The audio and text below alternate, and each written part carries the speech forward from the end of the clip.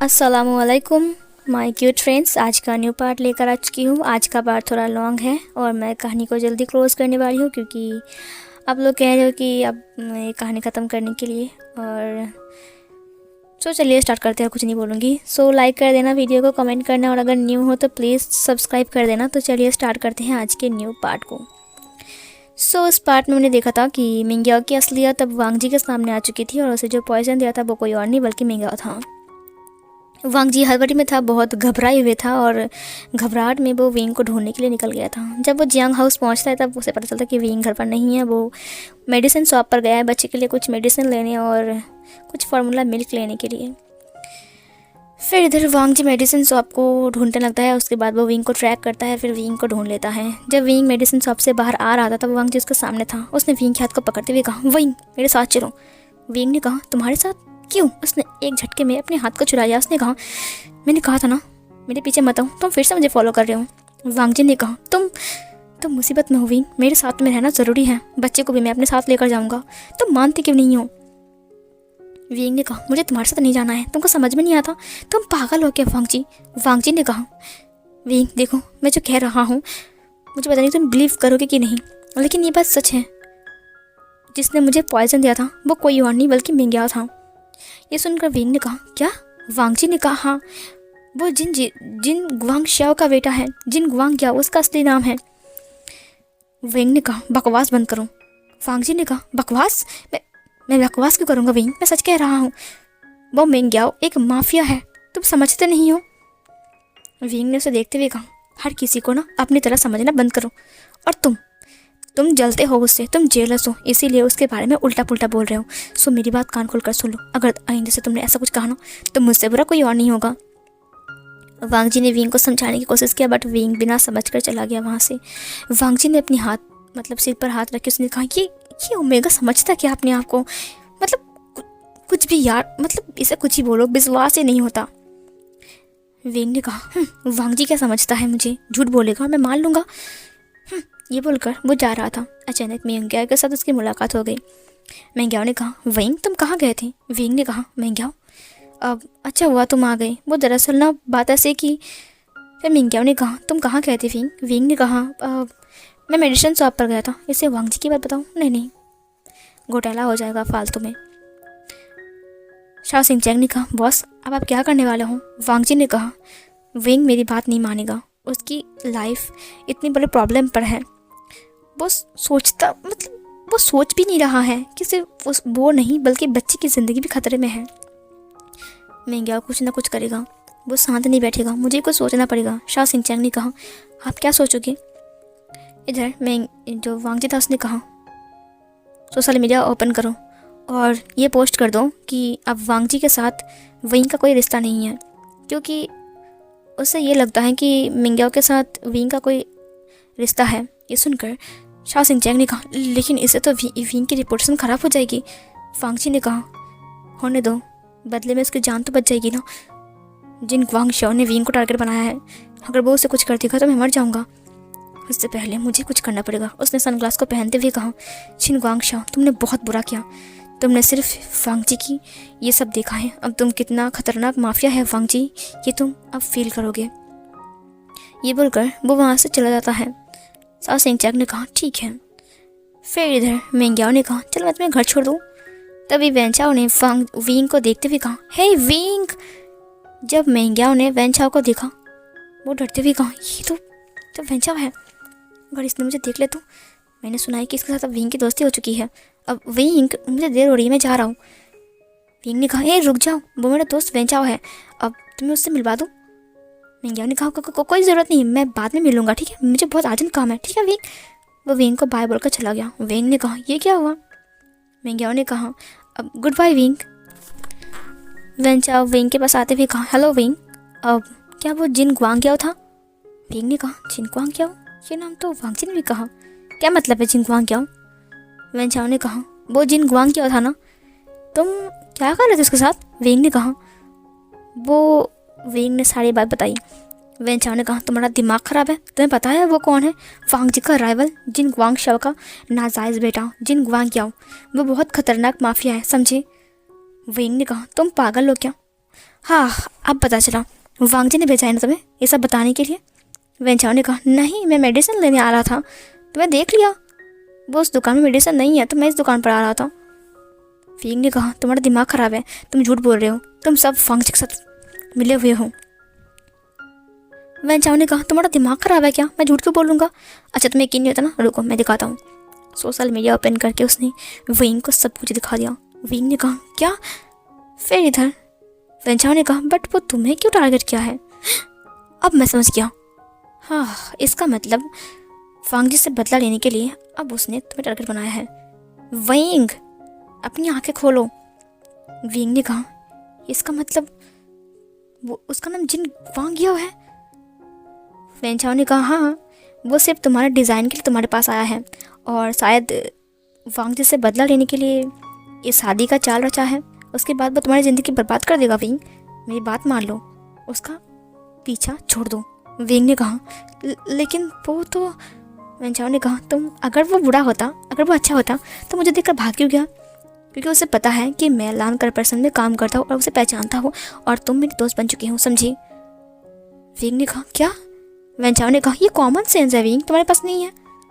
Wing उसे देखते हुए कहा, तो मेरे बच्चे भी खतरे में हैं। इधर वेंचाओ के पास एक नोटिफिकेशन आया। उसने कहा, वांगजी सर ने क्या पोस्ट किया है? हाँ, क्या? ये कब हो गया? वींग, तुम और वांगजी सर डिवोर्स ले रहे हो? ये क्या है? वांगजी ने जो पोस्ट किया था, वींग ने उसे नोटिस किया। उसने कहा, लानसान ने ये पोस्ट क्यों किया है? हम तो अभी तक अलग भी नहीं हुए, इसका मतलब वांगजी मुझसे अलग होना चाहता है। ठीक है, कोई बात नहीं, सब लोग चले जाओ मुझे छोड़कर, कोई ज़रूरत नहीं है किसी की। वेंचाओ ने कहा, तुम इतना गुस्सा क्यों हो रहे हो? एक मिनट रुको, तुमने खुद कहा था कि तुम्हें डिवोर्स चाहिए, अब तुम गुस्सा हो रहे हो? वींग ने कहा, गुस्सा? कहाँ गुस्सा? मैं तो गुस्सा नहीं, मैं खुश हूँ। ये बोलकर वो आगे चला गया। वेंचाओ ने कहा, हे वींग, तुम्हारे पास मेरे लिए एक ऑफ़र है, बात तो सुनो। वेंचाओ ने कहा, एक काम करोगे? तुम एक काम करो, मेरे पास एक अच्छा आइडिया है। तुम काम ढूंढ रहे थे ना, देखो यहाँ पर बहुत सारे डिज़ाइनिंग की कंपनीज़ हैं, सो तुम वहाँ पर जाकर 1 महीने के लिए कॉन्ट्रैक्ट बनाओ और हर एक कंपनी में 1 महीने के लिए काम करो, ठीक है? वींग ने कहा, क्या ये पॉसिबल है? वेंचाओ ने कहा, मैं हूँ ना, मैं पॉसिबल कर दूंगा। और पता है, मैंने फादर से भी बात कर लिया, उन्होंने कहा वो तुम्हारी पूरी हेल्प करेंगी, बट बदले में मुझे कुछ चाहिए। वींग ने कहा, अब तुम्हें क्या चाहिए? वेंचाओ ने कहा, ये मत कहना कि मैं शादी करने वाला हूँ तुमसे, अब वो वैसा कुछ बात नहीं है। दरअसल बात ऐसी कि मुझे तुम्हारा शिष्य बना लो गुरुजी। ये बोलकर उसने वींग के पैर को पकड़ लिया। वींग ने कहा, ये तुम क्या कर रहे हो?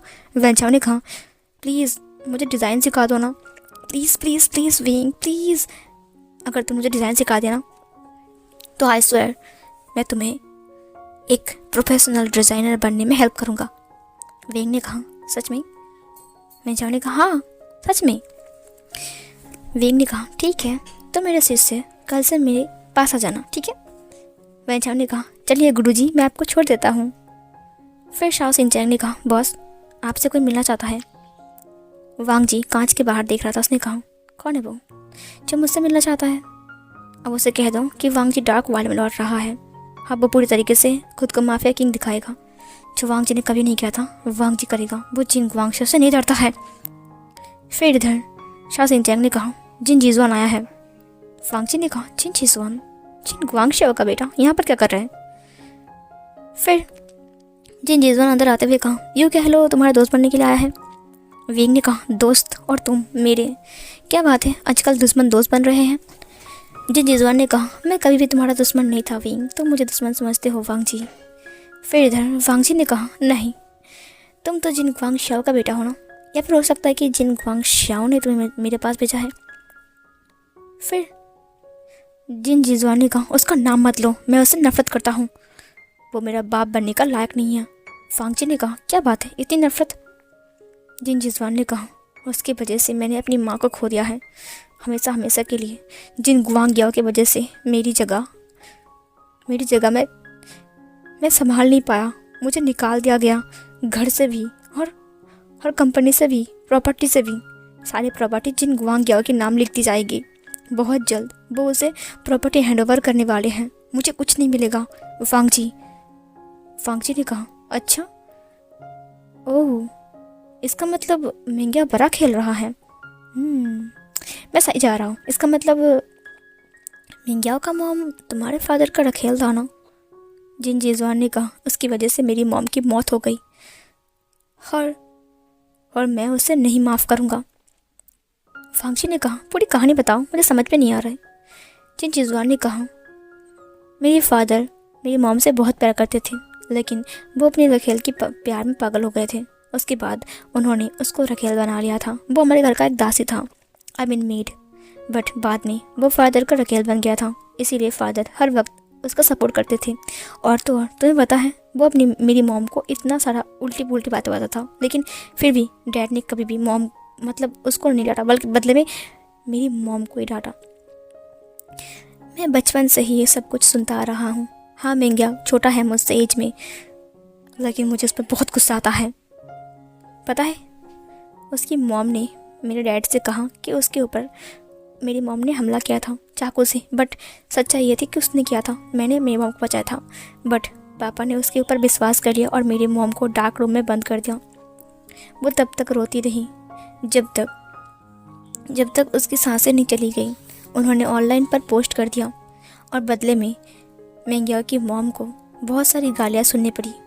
मिंग्याओ की मॉम से ये बर्दाश्त नहीं हुई, तो उसने अपने आप को फांसी की फंदे में लटका लिया और फिर मर गई।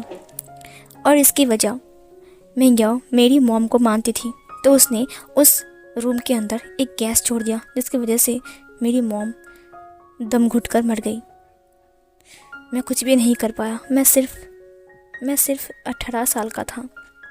उस वक्त मैं पढ़ाई कर रहा था, मैं बोर्डिंग में था। मुझे पता ही नहीं था कि मेरी मॉम मर गई है। जब मैं घर आया था, मैंने देखा मेरी मॉम कॉफिन पर लेटी हुई है। बताओ, एक लड़के के लिए ये सब देखना कितना मुश्किल है। बाद में जब हिस्ट्री पता चला, तब मैंने पेपर पर यह देखा कि डैड ने लिखा है कि मिंग्याओ उनका असली बेटा है और मैं उनका रकेल का बेटा हूँ। बदले में वो लोग मिंग्याओ को सारी प्रॉपर्टी देने वाले हैं।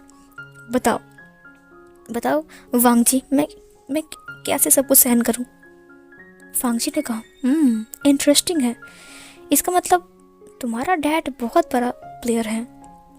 मुझे लगा था शायद जिन ग्वांगशाओ बहुत हल्का है, मैं उसे हल्के में दे रहा था। वो तो बहुत भारी है यार। जिन जीजवान ने कहा, प्लीज़ फांगची मेरी मदद करो। फांगची ने कहा, मदद करो? कैसी मदद? देखो, मुझे समझ में नहीं आ रहा कि मैं तुम्हारी कैसे मदद करूं।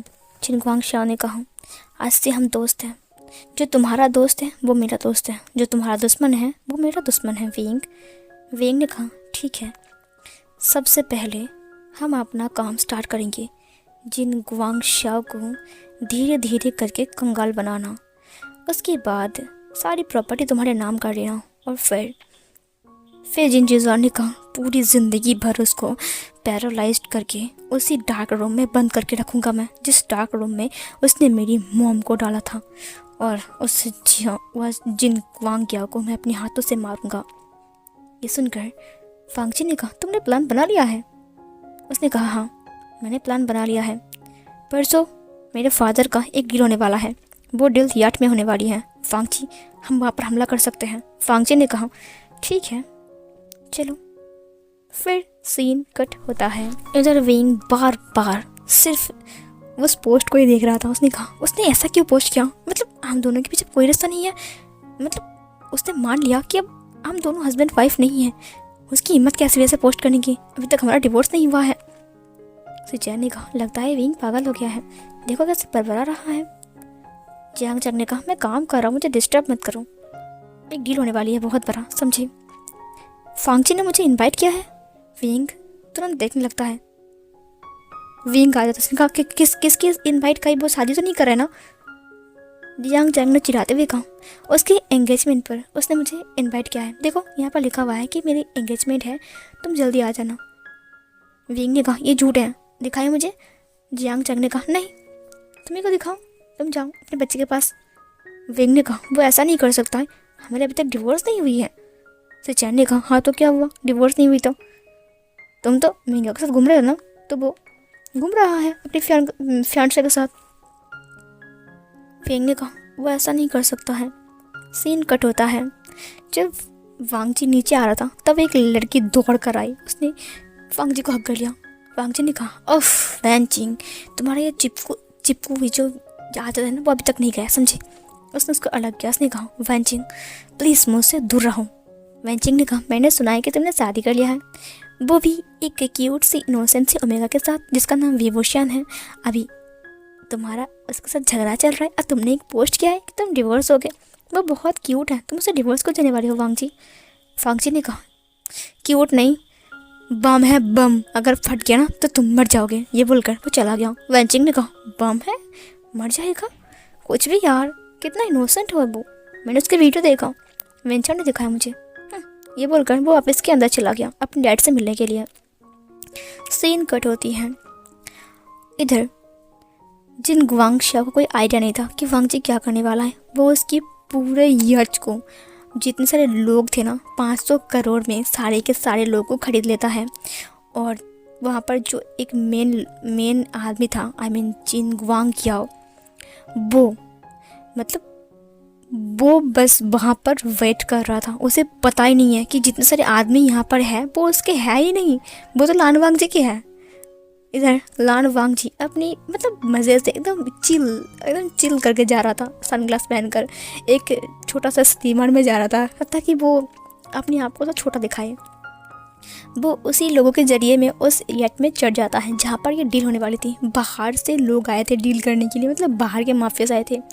वांग जी ने उनको भी खरीद लिया था, ठीक है, बस सिवाय जिन गुआंग याओ था उसे पता ही नहीं था, ठीक है, और जिन गुआंगशिया तो आया नहीं था, वो घर पे था। यहाँ पर वांग जी पहले एंट्री लेता है, वो लॉलीपॉप खाते खाते आ रहा था। जिन गुआंगयाओ ने कहा, आई मीन मिंगयाओ ने कहा, तुम यहाँ पर क्या कर रहे हो? हे, यहाँ पर वांग जी कैसे घुस गया? वांग जी ने कहा, चिल ब्रो, अब मैं अपनी माफिया फॉर्म में आ चुका हूँ, सो आवाज़ नीचे करके बात करूँ। मिंगयाओ ने कहा, तो फाइनली तुमने मुझे ढूंढ लिया। वांग जी, तुम एक नंबर के बुद्धू हो, पागल हो, जो विंग को छोड़ दिया। ये सब मेरी चाल थी। वांग जी ने कहा, मुझे पता है तुम्हारी चाल थी ये सब कुछ। मिंगयाओ ने कहा, क्या मतलब है तुम्हारी चाल थी? वांग जी ने कहा, देखो, जो चीज़ मुझे पसंद है वो मुझे पसंद है, लेकिन उसने तुमको पसंद किया तो मैंने उसको छोड़ दिया। मतलब तुम्हें पसंद किया यार, उसका टेस्ट कितना ख़राब है, सोचो। मिंगयाओ ने कहा, तुम मेरी इंसल्ट कर रहे हो? वांग जी ने कहा, नहीं कर रहा हूँ, इसीलिए मैंने विंग को छोड़ दिया। मुझे विंग से कोई मतलब नहीं है, आप समझे, और मुझे वो बच्चे भी नहीं चाहिए। मिंगयाओ ने कहा, क्या मतलब? फिर वांग जी ने अपनी गन को बाहर निकालते हुए कहा, मुझे तो तुम्हारी जान चाहिए, बस तुम्हें मर दूँ, सुकून से ज़िंदगी जी लूँगा। मिंगयाओ ने कहा, तो तुम मुझे क्यों मारोगे? मैंने क्या ऐसा क्या? मैंने कुछ भी नहीं किया, समझे, जो कुछ भी किया है मेरे डैड ने किया है, समझे। और हाँ, तुम्हारी हिम्मत कैसे हुई गन उठाने की? तुम्हें पता भी है यहाँ पर 400 लोग हैं। फिर वांग जी ने कहा, 400 लोग हैं, बस 400? फिर मिंगयाओ ने कहा, सब लोग इसकी तरफ गन को पॉइंट करो और इसे मार डालो। फिर सब लोग वांग जी की तरफ गन को पॉइंट करते हैं। शाओ सिंचैंग ने कहा, इतनी जल्दी भी क्या है मिंगयाओ, रुको जरा, सब्र करो। मिंगयाओ ने कहा, क्या मतलब है? मार डालो इन दोनों को, तुम भी आए हो शाओ सिंचैंग के बच्चे। फिर शाओ सिंचैंग ने कहा, मेरी शादी नहीं हुई है, मेरे बच्चे कहाँ से आ जाएंगे यार, तुम प्लीज़ ये इमोशनल बातें मेरे सामने मत करो, मैं सिंगल हूँ अभी तक। ये सुनकर मिंगयाओ ने कहा, तुम दोनों यहाँ पर क्यों आए हो? मेरे दिमाग खाने के लिए? देखो, यहाँ पर 500 करोड़ का डील चल रहा है, तुम यहाँ पर नहीं आ सकते हो। इन दोनों को मारकर पानी में फेंक दो, कम से कम सर्क तो पेट भर लेंगे ना खाना खा के।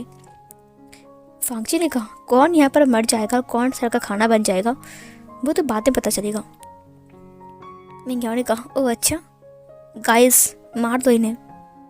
फिर शाओ सिंचैंग ने कहा, टेंटडाउ, गाइस तुम्हें किसे मारना है? सब लोग तुरंत मिंगयाओ की तरफ गोली पॉइंट करता है। मिंगयाओ ने कहा, ये तुम क्या कर रहे हो? तुम्हें पता भी है मेरा डैड कौन है? तुम सबको मार डालेंगे, समझे। वांग जी ने कहा, मैंने इन सबको खरीद लिया है, ये सब अब मेरे आदमी हैं। मिंगयाओ ने कहा, कि क्या तुम्हें किसने बताया इन सब के बारे में? वांग जी ने कहा, मुझे क्या पता किसने बताया, और वैसे भी जिसने बताया बहुत अच्छा किया। फिर मिंगयाओ ने कहा, आप लोग क्या देख रहे हो, प्लीज़ मेरी मदद कीजिए। तभी उन लोगों ने गन निकाल लिया। मिंगयाओ ने कहा, अब तुम क्या करोगे वांग जी? फिर उन लोगों ने भी मिंगयाओ की तरफ गन को पॉइंट कर दिया। मिंगयाओ ने कहा, ये सब क्या हो रहा है? फिर उन्होंने मिंगयाओ की तरफ गन को पॉइंट किया। अचानक मिंगयाओ वहाँ से कूद जाता है। तभी वांग जी उसके ऊपर गोली चलाता है, बट उसे गोली नहीं लगती है, वो वहाँ से डूब जाता है। वांग जी ने कहा, कि डूब कर मर गया क्या? शा सिंचैन ने कहा मुझे नहीं पता। सीन कट होती है। जिन गुआंगशाओ ने कहा इसका मतलब वांग जी ने हमारा पूरा याट लूट लिया है। मिंग ने कहा हाँ हाँ डैड, जैसे कि हमने उसके साथ किया था उसने भी बदला लिया। 500 करोड़ का माल था। ये सुनकर जिन गुआंगशाओ ने उसकी गर्दन को पकड़ते हुए कहा क्या मतलब है तुम्हारा। ये बोलकर उसने उसे फेंक दिया। 500 करोड़ चला गया मेरा, तुम ये सब बता रहे हो मुझे। मिंग ने कहा डैड सच कह रहा हूँ, वो पूरी तैयारी के साथ आता है, उसने मेरे आदमियों को भी खरीद दिया था। मैं क्या करता, मैं वहाँ से कूद कर भाग गया। जिन गुआंगशाओ ने कहा वांग जी को पता कैसे चला कि वहाँ पर मेरे आदमी हैं और वो सब लोग तुम्हारे साथ डील करने के लिए गए हैं। मिंग ने कहा मुझे नहीं पता। फिर जिन गुआंगशाओ ने कहा कोई तो है जिसने वांग जी को बताया है, वरना मैंने ये खबर लीक नहीं किया था। हाँ वैसे विंग की क्या बात है, विंग को उठाकर लेकर आओ और उसके बच्चे को भी, और हाँ उसके बाद हम देखेंगे कि क्या करते हैं। मिंग ने कहा अब कोई फ़ायदा नहीं विंग को लाने की। जिन गुआंगशाओ ने कहा क्या कोई फ़ायदा नहीं, क्या मतलब है तुम्हारा। वो वांग जी का वीक पॉइंट है समझे। मिंग ने कहा अब वो उसका वीक पॉइंट नहीं रहा। उसने कहा क्या। उसने पोस्ट को दिखाया। उसने कहा देखिए वांग जी ने क्या पोस्ट किया है। उसने मुझसे खुद कहा कि वो विंग से उसका कोई मतलब नहीं है। जिन गुआंगशाओ ने कहा ये कोई मजाक तो नहीं है ना। मिंग ने कहा मैंने उसकी हंसी देखी है, वो बिल्कुल सच में बात कर रहा था। विंग के साथ अब उसका कोई नाता नहीं है। जिन गुआंगशाओ ने कहा ठीक है, अब मैं देखता हूँ कि वांग जी के साथ क्या किया जाए। सीन कट होती है। अब मिंग और जिन गुआंगशाओ के साथ वांग जी की फाइटिंग स्टार्ट हो जाती है। वो हर वक्त सिर्फ एक दूसरे को लूटते रहते हैं, मतलब हर वक्त सिर्फ वांग जी लूटता रहता है उन सबको। धीरे धीरे करके जिन कॉर्पोरेशन डूब रही थी, उसके शेयर मार्केट डाउन हो रहा था। उनके शेयर्स होल्डर उनसे नाता तोड़ रहे थे। धीरे धीरे करके लान कॉर्पोरेशन आगे बढ़ रही थी और ब्रांडेड चीज़ों को छू रही थी। उनका ब्रांड न्यू जो लॉन्च हो रहा था वो सब कुछ हाई स्कोर में जा रहा था और सारा का सारा डिज़ाइन विंग के पास जा रहा था। और विंग ने सिर्फ 1 महीने का कॉन्ट्रैक्ट लिया था। 1 महीने के बाद विंग फिर से दूसरे कॉर्पोरेशन में जाता है और वहाँ से भी 1 महीने का कॉन्ट्रैक्ट लेता है। विंग अब कपड़े के साथ साथ ज्वेलरी के डिज़ाइन पर भी ध्यान दे रहा था। साथ में वो वेंचाओ को भी सिखा रहा था। अब वो वेंचाओ का गुरु बन चुका था। बच्चे बड़े हो रहे थे। धीरे धीरे करके वक्त बीत रहा था।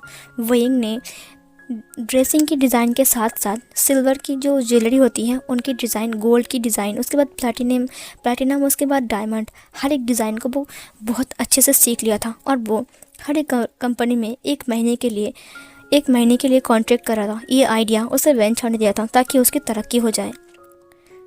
धीरे धीरे करके ऐसे बीत गए 1 साल। इधर जो मिंग्याओ था वो लास्ट फाइट कर रहा था जिन जिजवान के साथ। जंगल के रास्ते में जब वो अपनी गाड़ी को लेकर आ रहा था, उसके पास ड्रग्स थे, सो वो बहुत सावधानी से आ रहा था। बट फिर वांग जी के लोगों ने उसे घेर लिया। इधर जब वो गाड़ी को लेकर वहाँ से भाग रहा था तो उसके सारे आदमी एक एक करके अपने आप ही मरने लगे। फिर उसे पता चलता है कि कोई इंजेक्शन शूट कर रहा है और उनके नेक पे जाकर लग रहा है वही पॉइज़न जो पॉइज़न उसने वांग जी को दिया था। लेकिन ये पॉइज़न बहुत मात्रा में था जिसके कारण उसकी तुरंत स्पॉट डेड हो रही थी। ये देखकर मिंग काफ़ी ज़्यादा घबरा गया। उसने ब्रेक लगाया, एक गहरी सांस लिया। मिंग नीचे आ गया। उसने घुटना टेकते हुए कहा प्लीज़ मुझे माफ़ कर दो, तुम्हें ड्रग्स चाहिए ना, तुम ले जा सकते हो, प्लीज़ मुझे माफ़ कर दो, गाड़ी में 50 करोड़ भी हैं, तुम सब ले सकते हो प्लीज़। वांग जी बाहर आ गया। उसके पास एक गन था। उसने कहा वाह तुम बहुत दिमाग वाले लगते हो। तुरंत उसने वांग जी के हाथ पर गोली कर दिया। उसने वांग जी की हेड के ऊपर गोली को पॉइंट करते हुए कहा लान वांग जी बस हिलना मत, पता था तुम ही होंगे, तुम पिछले 1 साल से मुझे तंग कर रहे हो, मेरा बिजनेस डूब रहा है। वांग जी ने कहा और मेरा बिजनेस ग्रो कर रहा है, कितनी अच्छी बात है ना। मिंग ने कहा तुम्हारा मतलब क्या है, ये सब कुछ तुम कर रहे हो ना वांग जी। वांग जी ने कहा बस तुम्हें याद है मिंग जब तुम ये सब कुछ मेरे साथ कर रहे थे तब कैसा लग रहा था। मिंग ने कहा मुझे पता नहीं चल रहा है कि तुम्हें खबर कौन कर रहा है कि हम क्या माल लेकर आ रहे हैं, कितने रुपए का माल ले रहे हैं, कितने आदमी हैं, ये सब कुछ। फिर तभी मिंग के सिर के ऊपर पीछे से किसी ने गन पॉइंट करते हुए कहा मैंने बताया है, क्यों तुम क्या कर लोगे। मिंग ये साउंड सुनते हुए कहा गगा। वो पीछे मुड़ता है। जिन जीजवान खड़ा था। वांगजी ने कहा, आई एम सॉरी। वो पीछे हट गया। शाओ सिंह-चैन ने कहा, बॉस आप ठीक हो? वांगजी ने कहा, बस हाथ पर लग गई है। शाओ सिंह-चैन ने कहा, चलिए घर चलते हैं। मिंग्याओ ने कहा, नहीं मत जाओ, काका मेरी बात सुनिए, हम दोनों बैठकर बात करते हैं, ठीक है? जिन जीजवान ने कहा, पहले मेरी मॉम को मारा, फिर मेरी सारी प्रॉपर्टी हड़प लिया, मेरे फादर को भी मुझसे दूर कर दिया। तुम चाहते क्या हो मिंग्याओ? और तुम्हें लगता है कि मैं तुम्हें जिंदा छोड़ दूंगा? जिन जीजवान की बात सुनकर मिंग्याओ ने कहा, अब काका मेरी बात तो सुनिए, हम दोनों बैठकर बात कर लेते ना, प्रॉपर्टी हम आधा भाग कर लेंगे, प्लीज़ काका। उसने कहा, नहीं मुझे अब कुछ भी नहीं चाहिए, तुम्हारी जान लेना है मुझे, बस मेरा ही मकसद है। मिंग्याओ ने कहा, क्या? मिंग्याओ घुटना टेकर बैठ गया। उसने भीख मांगी। जिन जीजवान ने कहा, लान वांगजी, ये हम दोनों का भाई का आपस में हिस्सा है, सो तुम जाओ यहाँ से। वांगजी ने कहा, ठीक है, bye Mingyao, goodbye, happy journey. ये बोलकर वो चला गया वहाँ से। उसके हाथ कट गए थे, वहाँ से ब्लड आ रहा था। इधर वेंग अपनी बच्चों की वैक्सीन के लिए आया था। उसके बच्चे अब चलना सीख चुके थे। वो अब 1 साल के हो चुके थे, थोड़े थोड़े बोल भी रहे थे। वक्त कितना तेज़ी के साथ बीत चुका था। इधर वेंग वैक्सीन के लिए आया था और बच्चे बहुत रो रहे थे।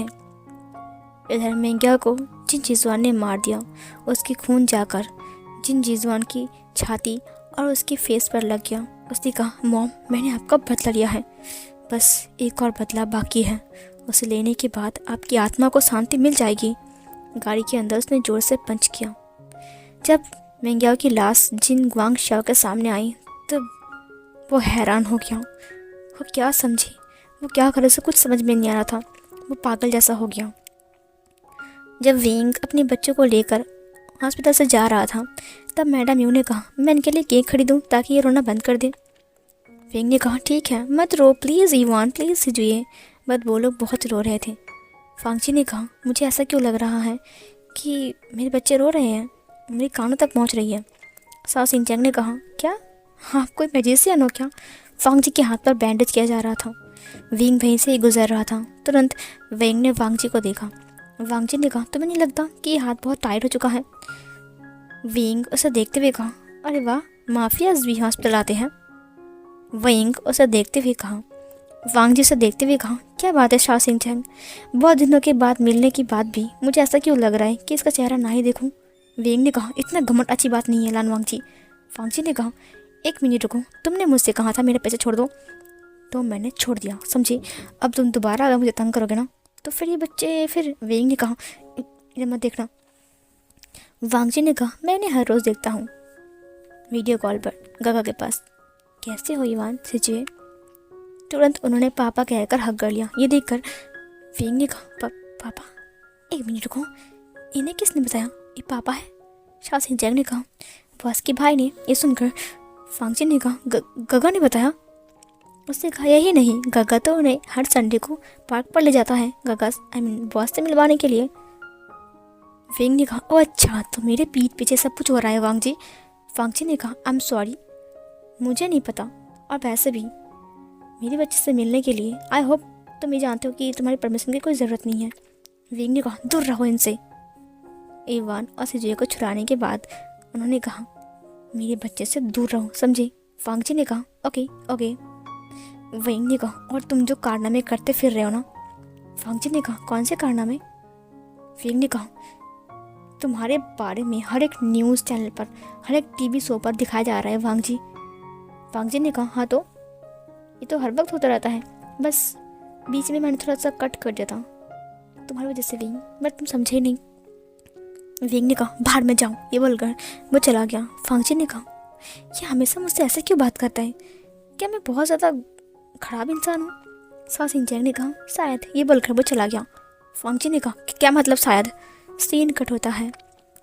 जिन जीजवान ने कहा, वांगजी मुझे बहुत हल्का सा लग रहा है बदला लेने के बाद। वांगजी ने कहा, कोई बात नहीं आंटी, आप खुश रहिए। कब्र के सामने वो लोग फूल रख रहे थे, मोमबत्ती जला रहे थे। जिन जीजवान ने कहा, मुझे मेरी मॉम से बात करनी है। वांगजी ने कहा, ठीक है, हम बाहर वेट कर रहे हैं। सीन कट होता है। इधर वन जब विंग के पास आता है उसने कहा, विंग तुम्हारे लिए गुड न्यूज़ है। विंग ने कहा, गुड न्यूज़? क्या गुड न्यूज़? वन चाओ ने कहा, लंदन। विंग ने कहा, क्या मतलब लंदन? उसने विंग को देखते हुए कहा, विंग लंदन में मेरा एक दोस्त है जिसका नाम शू यंग है। वो काफ़ी ज़्यादा अच्छा है और उसने खुद कहा तुम्हें वहाँ पर भेजने के लिए, जाने के लिए। विंग ने कहा, जाने के लिए? और मैं वहाँ पर जाकर क्या करूँ? मिनचाओ ने कहा, अगर तुम्हें एक प्रोफेशनल डिज़ाइनर बनना है, खुद के पैर पर खड़ा होना है और खुद का पहचान बनाना है, तो तुम्हें शुयांग के पास जाना पड़ेगा। शुयांग काफ़ी ज़्यादा अच्छा इंसान है। अगर तुम वहाँ पर गए ना तो वो तुम्हारा बहुत ख्याल रखेगा और तुम अपने काम को बिल्कुल भी अच्छे से कर सकते हो। विंग मुझे पता है कि तुम कितना मेहनत कर रहे हो। विंग ने कहा, हाँ, डिज़ाइनिंग के लिए अलग सा एक कोर्स किया मैंने कितनी पढ़ाई किया, लेकिन फिर भी मुझे कामयाबी हासिल नहीं हो रही है। वन चाओ ने कहा, विंग अगले हफ्ते टिकट है, क्या कहते हो प्लेन का? और मुझे मिल भी चुके हैं। विंग ने कहा, मैं जाऊँगा। उसने कहा, मैं लानवांग जी को दिखा दूँगा कि एक ओमेगा भी अपनी पैर पर खड़ा होकर अपनी पहचान बनाकर अपनी बच्ची को पाल सकता है। फिर वन चाओ ने कहा, बट परसों तुम्हारी भाई की एनिवर्सरी है, तुम इतनी जल्दी चले जाओगे विंग? विंग ने कहा, कोई बात नहीं, एनिवर्सरी पार्टी को अटेंड करने के बाद मैं सब बताऊंगा, बट मैं कहाँ जा रहा हूँ ये बात किसी को पता नहीं चलनी चाहिए, समझे? मैं जाने कहा, लेकिन क्यों? विंग ने कहा, मैं चाहता नहीं हूँ कि वांग जी वहाँ पर आए और मुझे उसका फेस देखना पड़े। ये सुनकर मैं जाने कहा, ठीक है विंग, मैं नहीं बताऊँगा। विंग ने कहा, गुड बॉय। सीन कट होता है। एनिवर्सरी पार्टी के दिन विंग बाहर गया था कुछ गिफ्ट खरीदने के लिए। उसके बच्चे अपने फादर के साथ खेल रहे थे। वांग जी जल्दी आ चुका था, उनके लिए भी गिफ्ट्स लेकर आया था, बहुत बड़ा टेडी बियर। उसने कहा, ये बेल बहुत अच्छा है। वो अच्छे से बोल नहीं पा रहा था। इवान और सिजे तोतला है, वो ठीक से बोल नहीं पाता है, लेकिन इवान थोड़ा थोड़ा बोल पाता है। सिजे ने कहा कि तो ये बहुत तुच्छ है क्योंकि उन्हें टेडी जो मिला है। वांग जी ने कहा, मुझे पता है कि तुम दोनों बहुत प्यारे हो, लेकिन तुम्हारी मम्मा है ना, वो बहुत खड़ूस है, पता है? तभी विंग ने कहा, मुझे सब कुछ सुनाई दे रहा है। वांग जी ने कहा, लो आ गया खड़ूस। शैतान का नाम लिया, शैतान हाजिर हो गया। विंग ने कहा, शैतान मैंने तुम हो, समझे? और मेरे बच्चे से दूर रहो, समझे? माफिया किंग लानवांग जी, वरना मेरे बच्चे भी तुम्हारी तरह माफिया बन जाएंगे। फिर वांग जी ने कहा, माफिया के बच्चे तो माफिया बनेंगे ना, है ना विभूषण? विंग ने कहा, नहीं। सीन कट होता है। पार्टी चल रही थी, सब लोग ड्रिंक कर रहे थे। विंग को अजीब सा फीलिंग होने लगता है, उसकी गाल धीरे धीरे करके लाल होने लगती है, जबकि उसने ड्रिंक भी नहीं किया था। वांग जी बस बैठे बैठे स्मोक कर रहा था और ड्रिंक कर रहा था। शा सिंह ने कहा, बॉस आज विंग सर बहुत ज़्यादा खूबसूरत लग रहे हैं ना? वांग जी ने कहा, उस पर नज़र मत डालो, समझे? तुम्हें पता है ना वो किसका माल है? ये सुनकर शा सिंह ने कहा, वो तो मेरा सन इन लॉ है ना, मैं तो बस ऐसे ही बोल रहा था। उसने कहा, ठीक है, चुप रहो और उसकी तरफ मत देखना, वरना तुम्हारी नज़र उसे लग जाएगी। विंग अजीब सी हरकतें कर रहा था। वांग जी ने उसे नोटिस करते हुए कहा, विंग ऐसा बिहेव क्यों कर रहा है? शा सिंह ने कहा, मुझे नहीं पता। विंग दीवार से लग जाता है, वो नीचे बैठ जाता है। वांग जी ने नोटिस करते हुए कहा, ये सब क्या हो रहा है? यहाँ पर इतने सारे गेस्ट हैं, विंग को कुछ हो रहा है क्या? विंग अपनी पॉकेट में कुछ ढूंढने लगता है, बट उसे नहीं मिलता। वो ऊपर चला गया। वांग जी ने अपनी सिगरेट को फेंक दिया, पैरों से दबाते हुए कहा, ठीक है, मैं जाकर देखता हूँ। उसने अपनी ग्लास को फिनिश कर दिया और नीचे टेबल पर रख दिया। वो लड़खड़ाते हुए ऊपर जा रहा था। वो पीछे पीछे जा रहा था विंग के। उसे जाते जाते विंग के ओमेगा फेरामोन्स बहुत ज़्यादा फील हो रहे थे। वांग जी ने कहा, ये विंग अपने ओमेगा फेरामोन्स को इतना रिलीज़ क्यों कर रहा है? जैसे उसने विंग के रूम की दरवाज़ा खोला तब उसने देखा कि पूरी घर का चीज़ें बिखरे हुए हैं। विंग ड्रॉयर में कुछ ढूंढ रहा था। वांग जी विंग की जो ओमेगा फेरामोन्स है उसे फील करता है, पूरे रूम में फैला हुआ था। वांग जी ने कहा, विंग तुरंत पीछे मुड़ता है। उसकी आंखें बिल्कुल पिंक कलर के हो चुके थे। उसने कहा, तुम?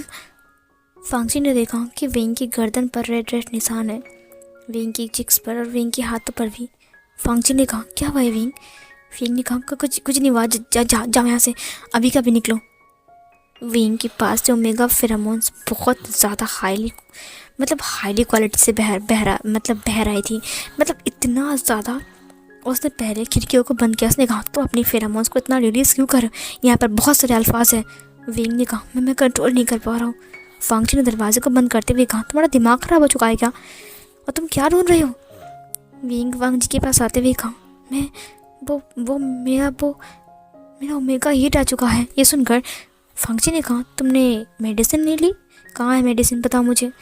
वो ढूंढने के लिए ड्रायर के पास आता है। विंग ने कहा वो ख़त्म हो चुकी है। यहाँ से जो मेडिसिन का शॉप है वो तकरीबन आधे घंटे का है, उससे पहले मेरा ओमेगा मेरे बॉडी के ऊपर हावी हो जाएगी। फांगची ने कहा तो अब क्या करोगे। विंग ने कहा मुझे कुछ समझ में नहीं आ रहा है, तुम जाओ यहाँ से। फांगची ने कहा अच्छा मैं जाऊँ यहाँ से, उसके बाद तुम संभाल लोगे सब कुछ। विंग ने कहा हाँ मैं संभाल लूँगा। फांगची ने कहा मुझे पता है विंग कि तुम्हारा ओमेगा हीट आया है और इस वक्त मुझे तुम्हारी हेल्प करनी चाहिए, बट मैं तुमसे फोर्स नहीं करना चाहता। अगर तुम गुस्सा हो गए तो। वांगजी विंग को जब कह रहा था तब विंग ने बहुत पेटी आय से उसे देखा। फांगजी ने कहा ऐसे मत देखो, मेरे दिल में कुछ होता है। विंग ने कहा जाओ यहाँ से। फांगजी ने कहा ठीक है। जब वांगजी जा रहा था तब विंग की धड़कनें बढ़ गई थी। वांगजी रुक गया। उसने कहा बट क्या मैं तुम्हारी हेल्प करूँ। विंग ने कहा मैंने कहा जाओ यहाँ से। वांगजी ने दरवाजे को ओपन किया। विंग इधर अपने कोट को उतार चुका था, वो सर को खोल रहा था। अचानक से वांगजी के सिर चकराने लगा। उसे फेरोमोन्स बहुत ज़्यादा हैवीली फील हो रहे थे। उसने विंग को देखते हुए कहा बट विंग तुमने मेरी हेल्प किया था। विंग ने कहा मुझे पता है कि तुम ये सब कुछ क्यों कर रहे हो। फिर विंग ने कहा जाओ यहाँ से प्लीज़ जाओ। फांगजी ने कहा लेकिन विंग उसके पास आ गया। उसने कहा लेकिन कुछ नहीं, तुम जाओ। फांगजी ने विंग को खींच लिया, कमर से पकड़ते हुए कहा मैं नहीं जाऊँगा। क्या करोगे तुम। विंग ने कहा मैंने कहा छोड़ो मुझे। फांगजी ने कहा नहीं छोड़ूंगा, तुम्हारे ओमेगा फेरोमोन्स ने मुझे पागल बना दिया है। हाँ मैं तुमसे अलग नहीं हो सकता हूँ समझे, क्योंकि मैं तुम्हारा अल्फा हूँ। विंग ने कहा मैंने कहा छोड़ो। फांगजी ने कहा मैंने कहा ना मैं नहीं छोड़ूंगा। दरवाजे को फांगजी ने बंद कर दिया। विंग को दरवाजे के ऊपर पुश किया, उसके लिप्स को कैप्चर कर लिया। विंग को समझ में नहीं आया कि सब कुछ क्या हुआ। उससे पहले ही उसकी ओमेगा ने उसकी बॉडी के ऊपर हावी कंट्रोल ले लिया। उसने अपने लिप्स को मूव करना स्टार्ट किया। उसने वांगजी को उसकी कोट से टाइटली पकड़ लिया और हग कर लिया। वांगजी ने स्माइल किया और लिप्स पे बाइट करने लगा। वह अपनी टंग को इंसर्ट करता है और उसकी पूरी माउथ को एक्सप्लोर करता है। उसे काफ़ी ज़्यादा अच्छा और बेटर फील हो रहा था। सबसे पहले विंग को फील आता है कि वांगजी ने कितना सारा ड्रिंक किया है, क्योंकि उसकी अल्कोहल की जो फीलिंग है वो विंग की माउथ के अंदर आ रहा था। वांगजी अपने जो कोट था उसे निकाल देता है, क्योंकि उसे बहुत ज़्यादा गर्मी लग रही थी। विंग को भी गर्मी लग रही थी। उसने वांगजी को टाइटली पकड़ा। वांगजी ने एक हाथ से विंग की वेस्ट को पकड़ा हुआ था और दूसरे हाथ के जो उसके शर्ट की बटन्स थे उसे ओपन कर रहा था। वो धीरे धीरे करके साड़ी के बटन्स को ओपन करता है और धीरे से उसका जो शर्ट था वो थोड़ा लूज़ होता है और फिर अपने आप ही नीचे गिर जाता है। विंग अब हाथ नहीं गिरता। वांगजी उसकी जो ब्रेस्ट था वहाँ पर हाथ रखता है और उसे प्रेस करता है, उसे रब करता है, उसे स्क्वीज करता है। उसे काफ़ी ज़्यादा अच्छा लग रहा था। विंग उसे अगेन एंड अगेन करने बोल रहा था। वांगजी एक नॉटी स्माइल करता है और फिर वो विंग को ब्राइडल स्टाइल में कैरी करता है और कैरी करते हुए वो उसको जो बाथ टब है वहाँ पर लेकर जाता है और वहाँ पर कोल्ड वाटर पोर करता है ताकि वो विंग को जल्द से शांत कर सके, क्योंकि विंग का ओमेगा हीट चल रहा है और इस दौरान विंग की बॉडी बहुत ज़्यादा हीट हो रही है। और अगर इस दौरान वो विंग को ठंडा पानी से नहीं नहलाएगा तो फिर शायद विंग की बॉडी हीट होने की वजह से उसे कुछ ज़्यादा चोटें भी आ सकती हैं और फिर विंग की तबीयत ख़राब भी हो सकती है। उसने ध्यान से विंग को बेड टब में लेटा दिया। उसने विंग को देखा। विंग अपनी पाउट बनाते हुए कहा हस्बैंड। अब उसे उसकी ओमेगा साउंड सुनाई दे रही थी। वो अपनी आइज़ को ब्लिंक कर रहा था। वांगजी ने उसे देखते हुए कहा क्या कहा तुमने मुझे। तुमने कहा था ना कि मैं एक छछूंदर हूँ। फिर मुझे हस्बैंड क्यों कह रही हूँ? वेंग ने अपने हाथ को बढ़ाते हुए कहा, प्लीज़ आ जाओ ना, मुझसे दूर मत जाओ। फांगची ने कहा, अगर मैं तुम्हारे पास आ गया ना तो तुम बहुत पछताओगे। वेंग ने कहा, मुझे पछताना है। वेंग की क्यूट क्यूट हरकतें को देखकर फांगची को बहुत ज़्यादा हंसी आ रही थी। उसने कहा, तुम्हें पता भी है कि तुम्हारे बेबी नीचे हैं सिचेंगा के पास? वेंग ने कहा, वो उनके बहुत ख्याल रखते हैं। हस्बैंड प्लीज़ आओ ना। फांगची ने कहा, मुझे उनके पास जाना है, तुम यहाँ पर आराम करो, तुम ठीक हो जाओगे। वेंग ने कहा, प्लीज़। वेंग अपने आइज़ को ब्लिंक करके अपने फोटो को पाउट करके बुला रहा था। फांगची उसके बालों को सहलाते हुए कहा, मुझे पता है कि इस वक्त तुम अलग बन चुके हो, लेकिन जब अलग और बन जाओगे ना तो तुम मुझे खा जाओगे। वेंग ने कहा, मैं नहीं खाऊंगा, मैं नॉनवेज नहीं खाता हूँ, मैं कभी इंसान नहीं खाता हूँ, भले ही मैं नॉनवेज खाऊँ। वांगजी वेंग की जो फॉरहेड है वहाँ से अपनी फिंगर को उसकी नोज़ से होकर, उसके लिप्स के ऊपर से होकर, उसकी नेक के पास से होकर नीचे उसकी नेवल तक लेकर आता। उसने कहा, बस मेरा यही मकसद था कि मैं तुम्हें यहाँ तक पहुँचाऊँ, आई मीन एक कोल्ड वाटर तक, बस और कुछ नहीं। पानी बहुत ठंडा था, बिल्कुल बर्फ़ जैसा। वांगजी की कॉलर को खींचते हुए वेंग ने कहा, अगर तुम नहीं आए तो मैं यहाँ से बाहर जाऊँगा और तुम्हारी बातें नहीं मानूंगा। वांगजी ने अपनी आंखों को नैरो करते हुए कहा, तुम बहुत बदमाश हो वेंग। उसने वेंग को एक छोटा सा उसकी जो फिंगर था उसको उसकी फॉरहेड से पकड़ते हुए कहा, चलो दूर रहो। वेंग ने खींच लिया। फांगची उसके ऊपर गिर गया, पानी उथल पुथल हो गई, नीचे गिर गई। फांगची ने कहा, तुम क्या कर रहे हो? वेंग ने तुरंत उसके लिप्स को कैप्चर कर लिया। फांगची को पता भी नहीं था कि वेंग ऐसा कुछ करने वाला है। उसको खबर ही नहीं था कि वेंग इतना इनोसेंट जो कि बन रहा है, इतना क्यूट बन रहा है, वो इतना खूंखार बन जाएगा उसके लिए। फिर वेंग ने उसके सेट को निकालते हुए कहा, मुझे तुम्हारी एब्स देखनी है प्लीज़, मेरा अल्फा कितना स्ट्रांग है। फांगची ने कहा, तुमने पहले देखा नहीं कभी क्या ऐसे बिहेव कर रहे हो? वेंग ने कहा, मैंने कहा तुम्हें निकालो, इसे निकालो। फांगची ने कहा, तुम क्या कर रहे हो? तुम मेरी इज्जत लूटना चाहते हो क्या? वेंग ने कहा, दिखाओ मुझे। फांगची ने कहा, मुझे शर्म आ रही है। वेंग ने सिर्फ देखते हुए कहा, अब शर्म आ रही है? क्यों, तुम तो हमेशा चाहते हो ना ऐसा करने की। फांगची ने कहा, लेकिन अभी तुम कुछ अलग लग रहे हो ना वेंग। वेंग ने उसे देखते हुए कहा, अच्छा तो इसका मतलब तुम मेरी हेल्प नहीं करोगे? फांगची ने कहा, वह हाँ करूँगा ना। वेंग ने एक झटके में उसके सेट को निकालते हुए कहा, तब मेरी हेल्प करो। फांगची ने कहा, ओह अच्छा। वेंग ने उसकी फिंगर से उसकी एब्स को टच करते हुए कहा, हाँ तुम इतने दिनों में कितने स्ट्रांग बन चुके हो वांगजी। फांगची ने कहा, अब मैं एक सिग्मा बॉय हूँ ना इसीलिए। वेंग ने उसको उसके नेक से पकड़ते हुए कहा, खबरदार अगर ऐसा बात कहा तो तुम सिर्फ मेरे हो, समझी? फांगची ने कहा, बट तुमने कहा था ना कि मैं तुम्हारा नहीं हूँ। वेंग ने कहा, वो मैंने झूठ कहा था। फांगची ने कहा, झूठ कहा था?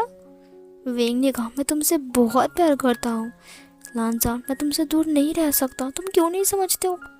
वांगजी ने कहा, बट तुमने कहा था ना कि तुम्हें मुझसे दूर रहना है, अलग रहना है। उसने वेंग की फेस को पकड़ते हुए कहा, उसकी गालों को सहलाते हुए कहा, वेंग तुम्हें पता है मैं तुम्हारे बिना कितना अकेला हूँ, तुम्हें कितना मिस करता हूँ। जब मैं सोता हूँ तुम्हारी याद आती है, तुम्हारे सपने आते हैं। वेंग ने कहा, तुम मुझे अपने पास लेकर चलो ना। फांगजी ने कहा, लेकिन तुम नहीं जाते हो ना मेरे पास, तुम मुझसे बहुत गुस्सा हो ना, बहुत नाराज़ हो, मुझे कभी माफ़ नहीं करोगे। 1 साल बीत चुका है वेंग, अभी तक तुमने मुझे माफ़ नहीं किया, मुझे नहीं लगता कि तुम मुझे माफ़ करोगे। वेंग ने कहा, मैंने माफ़ कर दिया है, बट तुम दोबारा मेरे पास नहीं आए। फांगजी ने कहा, दोबारा? कितनी बार आ चुका हूँ यार। हाँ, अब ये मत कहना कि सब झूठ है। वेंग ने तुरंत कहा, ये सब झूठ है। फांगजी ने कहा, इतना क्यूट क्यों बन रहे हो आज? वेंग ने कहा, क्यों मैं क्यूट नहीं हूँ? वांगजी ने उसकी बालों को सहलाते हुए कहा, मेरा वेंग सबसे क्यूट है और सबसे इनोसेंट और सबसे ब्यूटीफुल। वेंग ने कहा, तो फिर मेरे यहाँ पर किस करो। उसने अपनी नोज़ को दिखाते हुए कहा। फांगजी ने उसकी नोज़ पर किस किया। उसने कहा, तुम्हें ओमेगा हीट आया ना, तो तुम ऐसा बिहेव क्यों करे हो? ओह, तुम कोल्ड वाटर में हो इसीलिए? वेंग ने अपनी आइज़ को ब्लिंक किया। उसने कहा, इसीलिए तुम्हारी ओमेगा इतनी खोकार से इतनी स्वीट बन चुकी है। वेंग ने फिर से अपने आइज़ को ब्लिंक किया। फांगजी ने कहा, ठीक है मैं तुम्हारी ख्वाहिश पूरी करता हूँ। उसने कहा, वेंग मैं बहुत हार्ड हो चुका हूँ, हमें कंट्रोल नहीं कर पा रहा हूँ। तो तुम्हें किसने कहा है हस्बैंड कंट्रोल करने के लिए? वांगजी ने वेंग की लिप्स को तुरंत कैप्चर कर लिया। बाइट करते हुए उसके ऊपर लेट गया। पानी फिर से उथल पुथल हुआ। विंग नीचे गिर गया। वांग जी उसे किस करता रहा, उसके लिप्स को सक करता रहा। विंग उसकी बालों को सहलाता रहा। वांग जी विंग के ट्राउज़र को निकालता है और अपनी ट्राउज़र को भी वो रब करते हुए विंग के नेक के पास बाइट छोड़ने लगता है।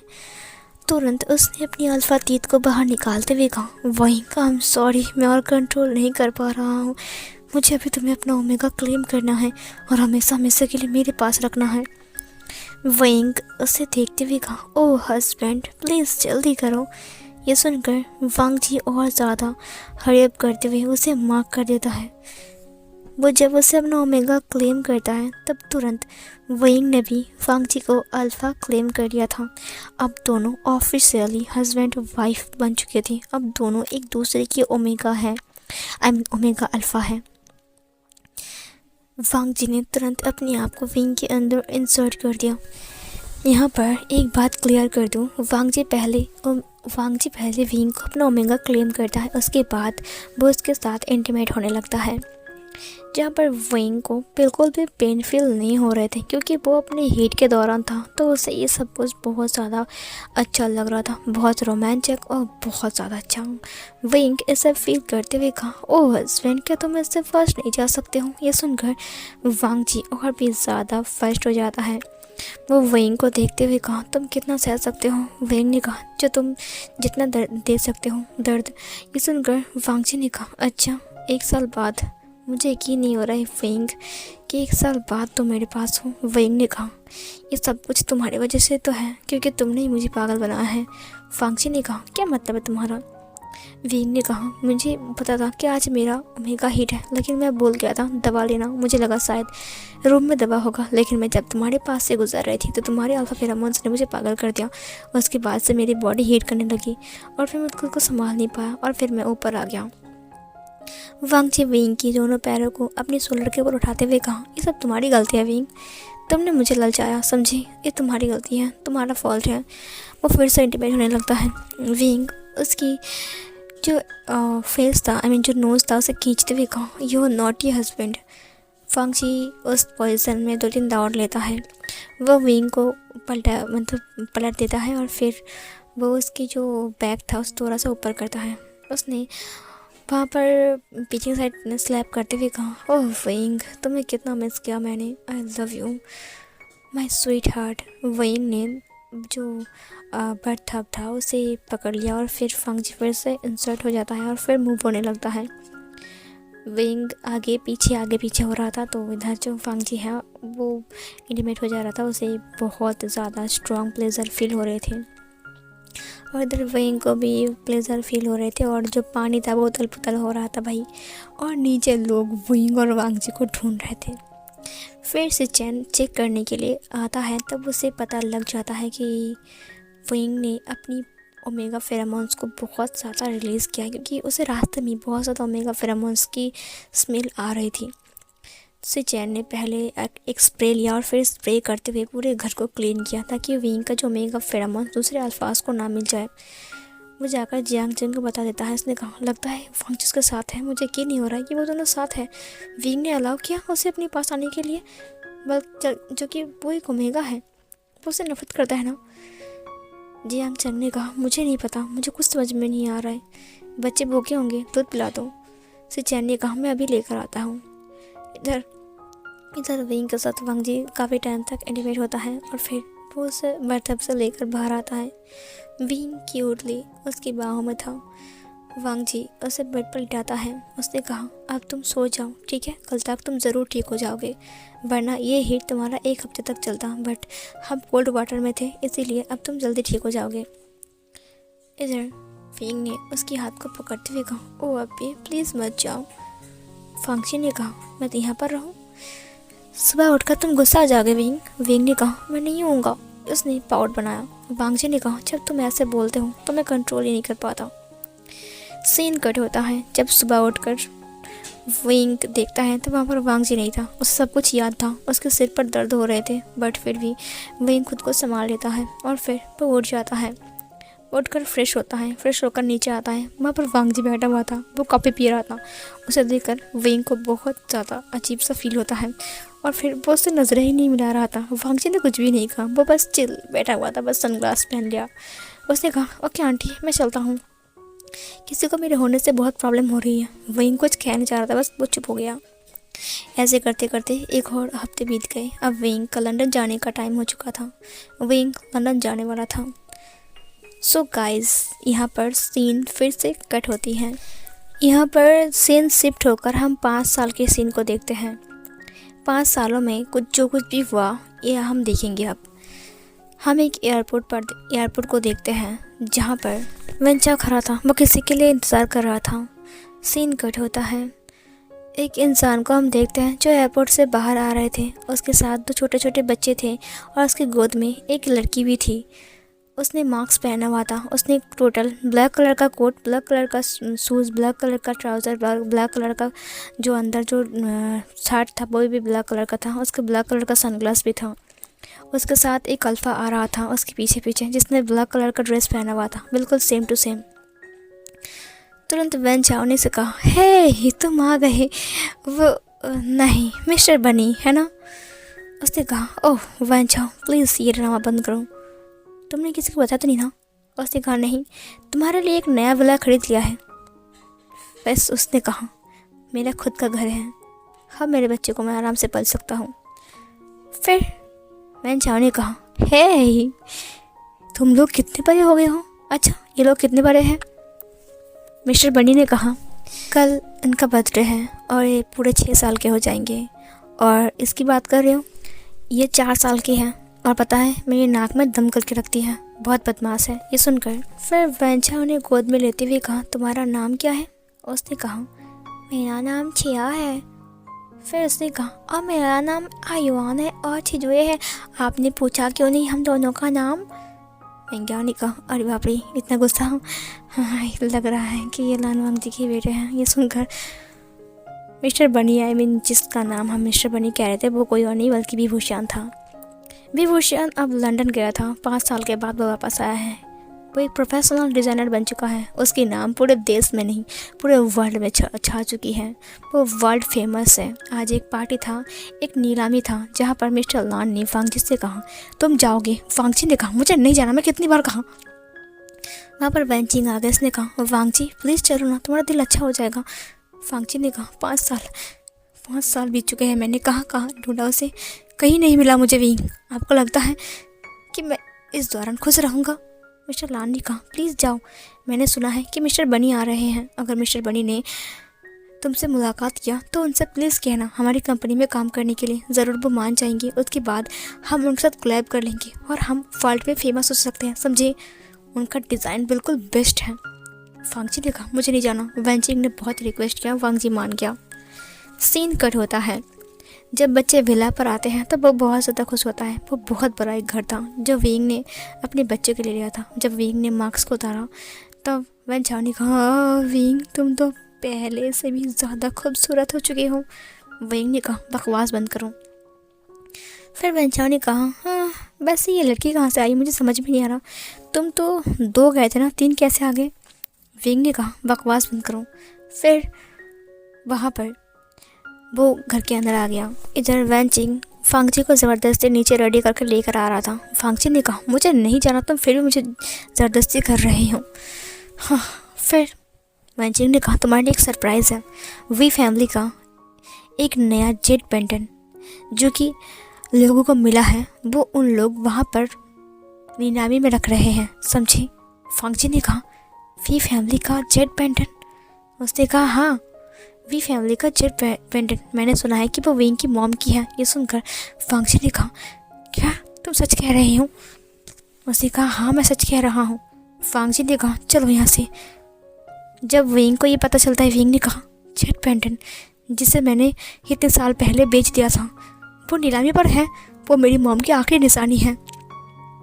उसने कहा हाँ उसका डिज़ाइन बहुत ज़्यादा यूनिक है, इसीलिए विंग तुम जाओगे। शुयांग ने कहा मैं भी जाऊंगा विंग तुम्हारे साथ। विंग ने कहा ठीक है। विंग ने मास्क पहन लिया और फिर चला गया। इधर वांग जी घूम घूम कर सब कुछ देख रहा था। उसे बहुत अजीब सा लग रहा था, ना जाने कि उसे अजीब सा फीलिंग हो रही थी। वो वेइंग से टकरा गया। वेइंग मास्क पहन कर रखा था, उसके सिर पर कैप थी। जब वांग जी ने वेइंग की आइज़ को देखा, उससे कहा, मुझे ऐसा क्यों लग रहा है, मैंने इसको कहीं देखा है, इसकी आंखें मुझे इतनी पहचाने से क्यों लग रही हैं। फिर इधर वेइंग वांग जी को देखते हुए कहा, तुम कितने बदल गए हो लानसान, कितने दुबले पतले से लगते हो। वांग जी ने कहा, हेलो, क्या मैंने आपको कहीं देखा है। वेइंग ने कहा, मुझे नहीं लगता। उसकी वॉइस सुनकर वांग जी को बहुत ज़्यादा अजीब सा लगता है। तुरंत उन्होंने बोली लगाने के बारे में बात किया। फिर बोली लगी, इसका दाम मतलब इसकी कीमत 10 लाख है। वेइंग ने कहा, 10 लाख, 20 लाख। ये सुनकर वांग जी ने कहा, 50 लाख। वेइंग ने कहा, क्या वांग जी इसको खरीद रहा है, लेकिन क्यों। वेइंग ने कहा, 1 करोड़। वांग जी ने कहा, 3 करोड़। वेइंग ने कहा, तुम चाहते क्या हो वांग जी, तुम इसे क्यों खरीद रहे हो, प्लीज़ मुझे इसे दे दो। मैं अपनी मॉम की आखिरी निशानी को मेरे पास रखना चाहता हूँ। वांग जी ने कहा, इसे कुछ भी करके मुझे हासिल करना पड़ेगा। इसे देकर मैं वेइंग को खुश कर सकता हूँ। न जाने वेइंग तुम कहाँ हो। बट वेइंग उसके पीछे ही बैठा हुआ था, उसे पता ही नहीं है। वेइंग ने कहा, 7 करोड़। वांग जी ने कहा, 10 करोड़। ये सुनकर सब लोग हैरान हो गए। इतना दाम, मतलब इतना कीमत बढ़ रहा है इसकी। वेइंग ने कहा, ये वांग जी चाहता क्या है, वो क्यों नहीं हार मान रहा है। वेइंग ने कहा, 15 करोड़। फिर वांग जी ने कहा, 25 करोड़। तुम आखिर कौन हो, तुम्हें ये पेंडेंट क्यों चाहिए, इतनी कीमती, इतना कीमत देकर क्यों खरीद रहे हो तुम इसको। वांग जी ने अपने माइंड में कहा। वेइंग ने कहा, आखिर वांग जी चाहता क्या है। वेइंग ने कहा, 28 करोड़। वांग जी ने कहा, 30 करोड़। जितना ही पैसा लगे मैं इसे खरीद कर रहूँगा। वेइंग जी ने कहा, वांग जी ये तुम क्या कर रहे हो, 30 करोड़ में खरीदोगे इसको तुम। वांग जी ने कहा, ये वी फैमिली का है, इसमें वेइंग का निशान है, मैं इसे अपने पास रखूँगा। वेइंग ने कहा, ठीक है लानसान, अगर तुम चाहते हो इसे लेना तो तुम इसे ले सकते हो, तुम हार नहीं मानोगे। भले मेरे पास पैसे हैं बट फिर भी यहाँ पर तुम जीत गए। कुछ और बोली लगती है और वांग जी वो पेंडेंट जीत जाता है और फिर वो पेंडेंट ले जाता है। बट वेइंग उसे बस देखता ही रहता है। थोड़ी देर बाद वांग जी उसके पास आया। उसने कहा, मैंने सुना है कि आप मिस्टर बनी हो। हेलो मिस्टर बनी, मेरा नाम लान वांग जी है। वेइंग जैसे उसके साथ हाथ मिलाता है, तुरंत वांग जी को करंट का शौक लगता है। उसने कहा, मुझे इसका टच इतना अच्छा क्यों लग रहा है, मुझे ऐसा क्यों लग रहा है कि मैं इसे जानता हूँ। वेइंग ने जानबूझकर अपने फेरोमोन्स को छुपाने के लिए एक न्यू डिओ का इस्तेमाल किया था, जहाँ पर वांग जी उसे फील नहीं कर पाता है। सीन कट होता है। वेइंग उनके साथ कोलैब करने के लिए मान जाता है। वेइंग जब घर आता है तो वेइंग को काफ़ी ज़्यादा अच्छा लगता है। नेक्स्ट डे वेइंग अपने बच्चों की बर्थडे पार्टी पर सबको इनवाइट करता है। उसने लान कॉर्पोरेशन को भी इनवाइट किया था, क्योंकि अब उसके साथ वो कोलैब करने वाले हैं। जब वांग जी उन तीनों बच्चों से मिला तब उससे अजीब सा लगाव सा हो रहा था, लेकिन वो उन्हें पहचानता नहीं है और ना ही बच्चे उन्हें पहचानते हैं, क्योंकि वेइंग ने 5 सालों में बच्चे को बिल्कुल भी कुछ भी नहीं बताया था। पार्टी अच्छी चल रही थी। लान कोरैन ने वेइंग से बात किया। वेइंग मास्क पहने हुआ था। वो लोग वेइंग को मिस्टर बनी कह रहे थे। इधर जियांग फैमिली भी आई थी। जियांग फैमिली को भी उसने इनवाइट किया था, क्योंकि जियांग फैमिली और लान फैमिली अब साथ में ही काम करते हैं। इसीलिए जियांग फैमिली वेइंग को देखकर बहुत ज़्यादा हैरान थे, बट उन्हें अपना सा लगाव हो रहा था, लेकिन वो कुछ नहीं कह पा रहे थे, क्योंकि अभी तक जो ट्रूथ था वो अभी तक खुलासा नहीं होता। जो वेइंग गया था उसने बताया तो था मैं जा रहा हूँ, लेकिन मैं कहाँ जा रहा हूँ, किस लिए जा रहा हूँ, उसने कुछ भी नहीं बताया था। उसने बस एक खत लिखा था कि मैं जा रहा हूँ। बस एक खत लिखकर वो रातों रात गायब हो गया था अपनी बच्चे के साथ। जब वो अपने बच्चे को लेकर रेल स्टेशन पर पहुंचता है एयरपोर्ट जाने के लिए, तब उसकी मुलाकात वैन चाओ के साथ होता है और वैन चाओ उसे एयरपोर्ट तक पहुंचा देता है। और उसके बाद वेइंग की एक नया जर्नी स्टार्ट होता है। वेइंग स्ट्रगल करके, इतना मेहनत करके यहाँ तक पहुँचा है। वेइंग खुद के पैर पर अब खड़ा है। खुद के पैर पर खड़ा होना इसका मतलब ये नहीं कि अपने पैर पर खड़ा रहना, इसका मतलब ये होता है कि उसके पास अब कुछ चीज़ें की कमी नहीं है। उसका पैसा है, उसका बंगला, बाड़ी, गाड़ी, सब कुछ सब कुछ उसके पास है, कुछ भी खाली नहीं है उसके पास। अब वो वांगजी से भी बराबरी कर सकता है। इधर जो वांगजी है वो बार बार विंग की आंखों को ही देख रहा था। उसने कहा मुझे ऐसा क्यों लग रहा है कि उसकी आंखें जाने पहचाने सी लग रही है। बट वो है कौन? विंग के पास 3 बेबी देखकर वांगजी काफ़ी ज़्यादा हैरान था कि उसके पास 3 बेबी है, बस उसका हस्बैंड ही नहीं है।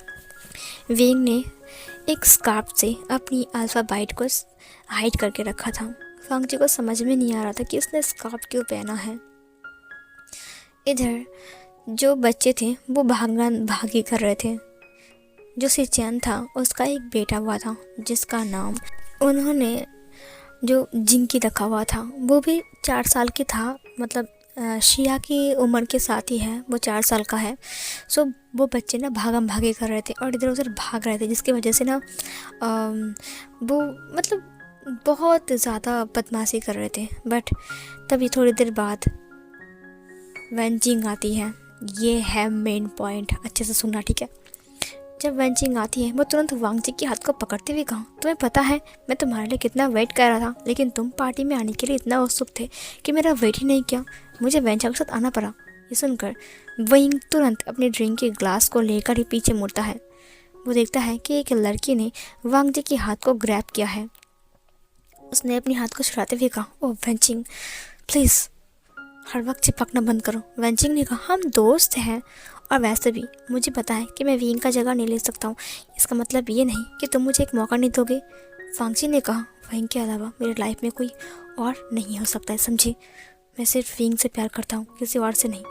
वेंचिंग ने कहा, मुझे पता है, बट वो विंग 5 साल से गायब है। अब तुम खुद के बारे में सोचो, हो सकता है कि विंग ने कई और शादी कर लिया हो और खुश है। वांगजी ने कहा, शट अप वेंचिंग, चुप रहो। विंग के बारे में अगर तुमने एक उल्टा पुल्टा जवाब बोला ना तो मैं तुम्हें माफ़ नहीं करूँगा। वेंचिंग ने कहा, तुम इतना गुस्सा क्यों हो रहे हो? तो बस मजाक कर रहा था। विंग ये देखकर ना बहुत ज़्यादा जेलस हो रहा था। उसे इतना ज़्यादा गुस्सा आ रहा था कि मन कर रहा था कि वो इसी वक्त उस ग्लास को तोड़ दे और वेंचिंग को जाकर एक थप्पड़ मार के वांगजी से अलग कर दे, बट वो कुछ भी नहीं करता है। सिया दौड़ कर आती है, अपनी मॉम को हक करते हुए कहा, मम्मा ओ मम्मा। फिर विंग नीचे बैठते हुए कहा, क्या हुआ सिया? फिर शिया ने कहा, आप तो पता है गगा ऊपर चले गए हैं और दूसरा जो बच्चा था, क्या नाम था उसका, चिंगी, वो भी चला गया है ऊपर। मैं और छिजुए नीचे है, उन्हें कहिए ना नीचे आने के लिए। विंग ने कहा, ठीक है वो लोग नीचे आ जाएंगे, तुम लोग नीचे खेलो, ठीक है, ऊपर मत जाना। शिया ने कहा, मैं ऊपर जाऊँगा, ये बोलकर वो चली गई। विंग ने कहा, सिया मत जाओ, बट वो चला गया और जिंगी भी चला गया। इधर वेंचिंग ने कहा, ये बच्चे कितने प्यारे हैं, क्या ये आपके हैं? विंग ने कहा, ऑफ कोर्स, आपने देखा नहीं कि उसने मुझे मामा कहा।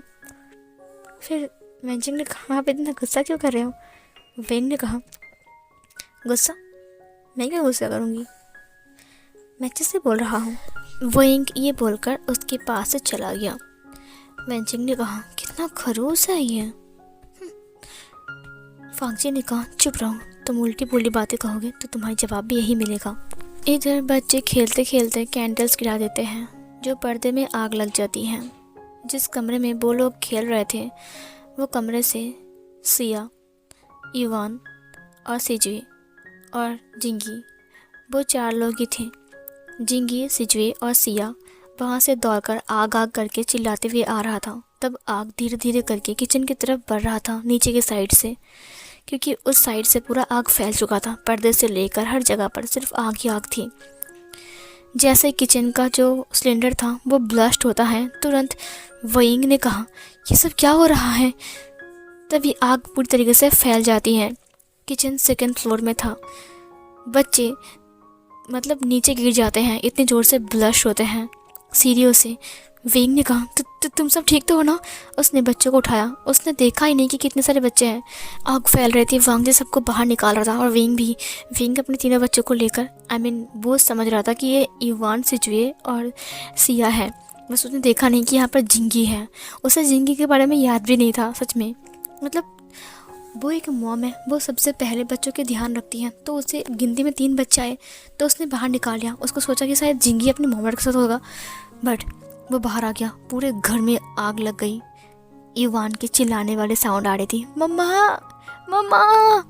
ये सुनकर विंग ने कहा, इवान।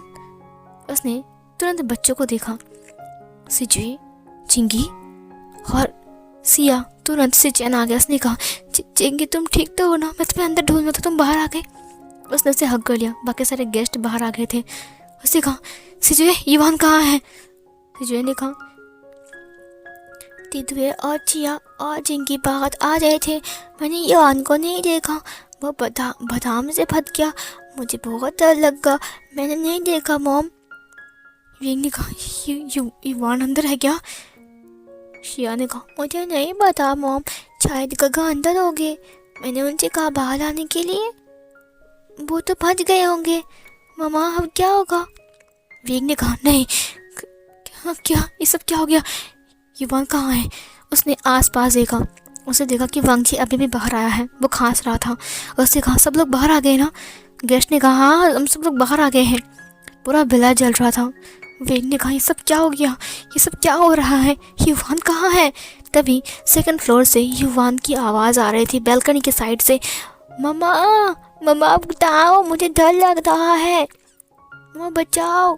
विंग जोर से चिल्लाता है, युवान। ये सुनकर वांगजी, जो कि अपने कोट को सीधा कर रहा था, उसे तुरंत विंग की तरफ देखा। विंग दौड़ते हुए वांगजी के पास से गुजर गया।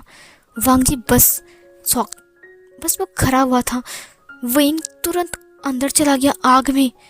मतलब एक माँ अपने बच्चे के लिए क्या कर सकता है।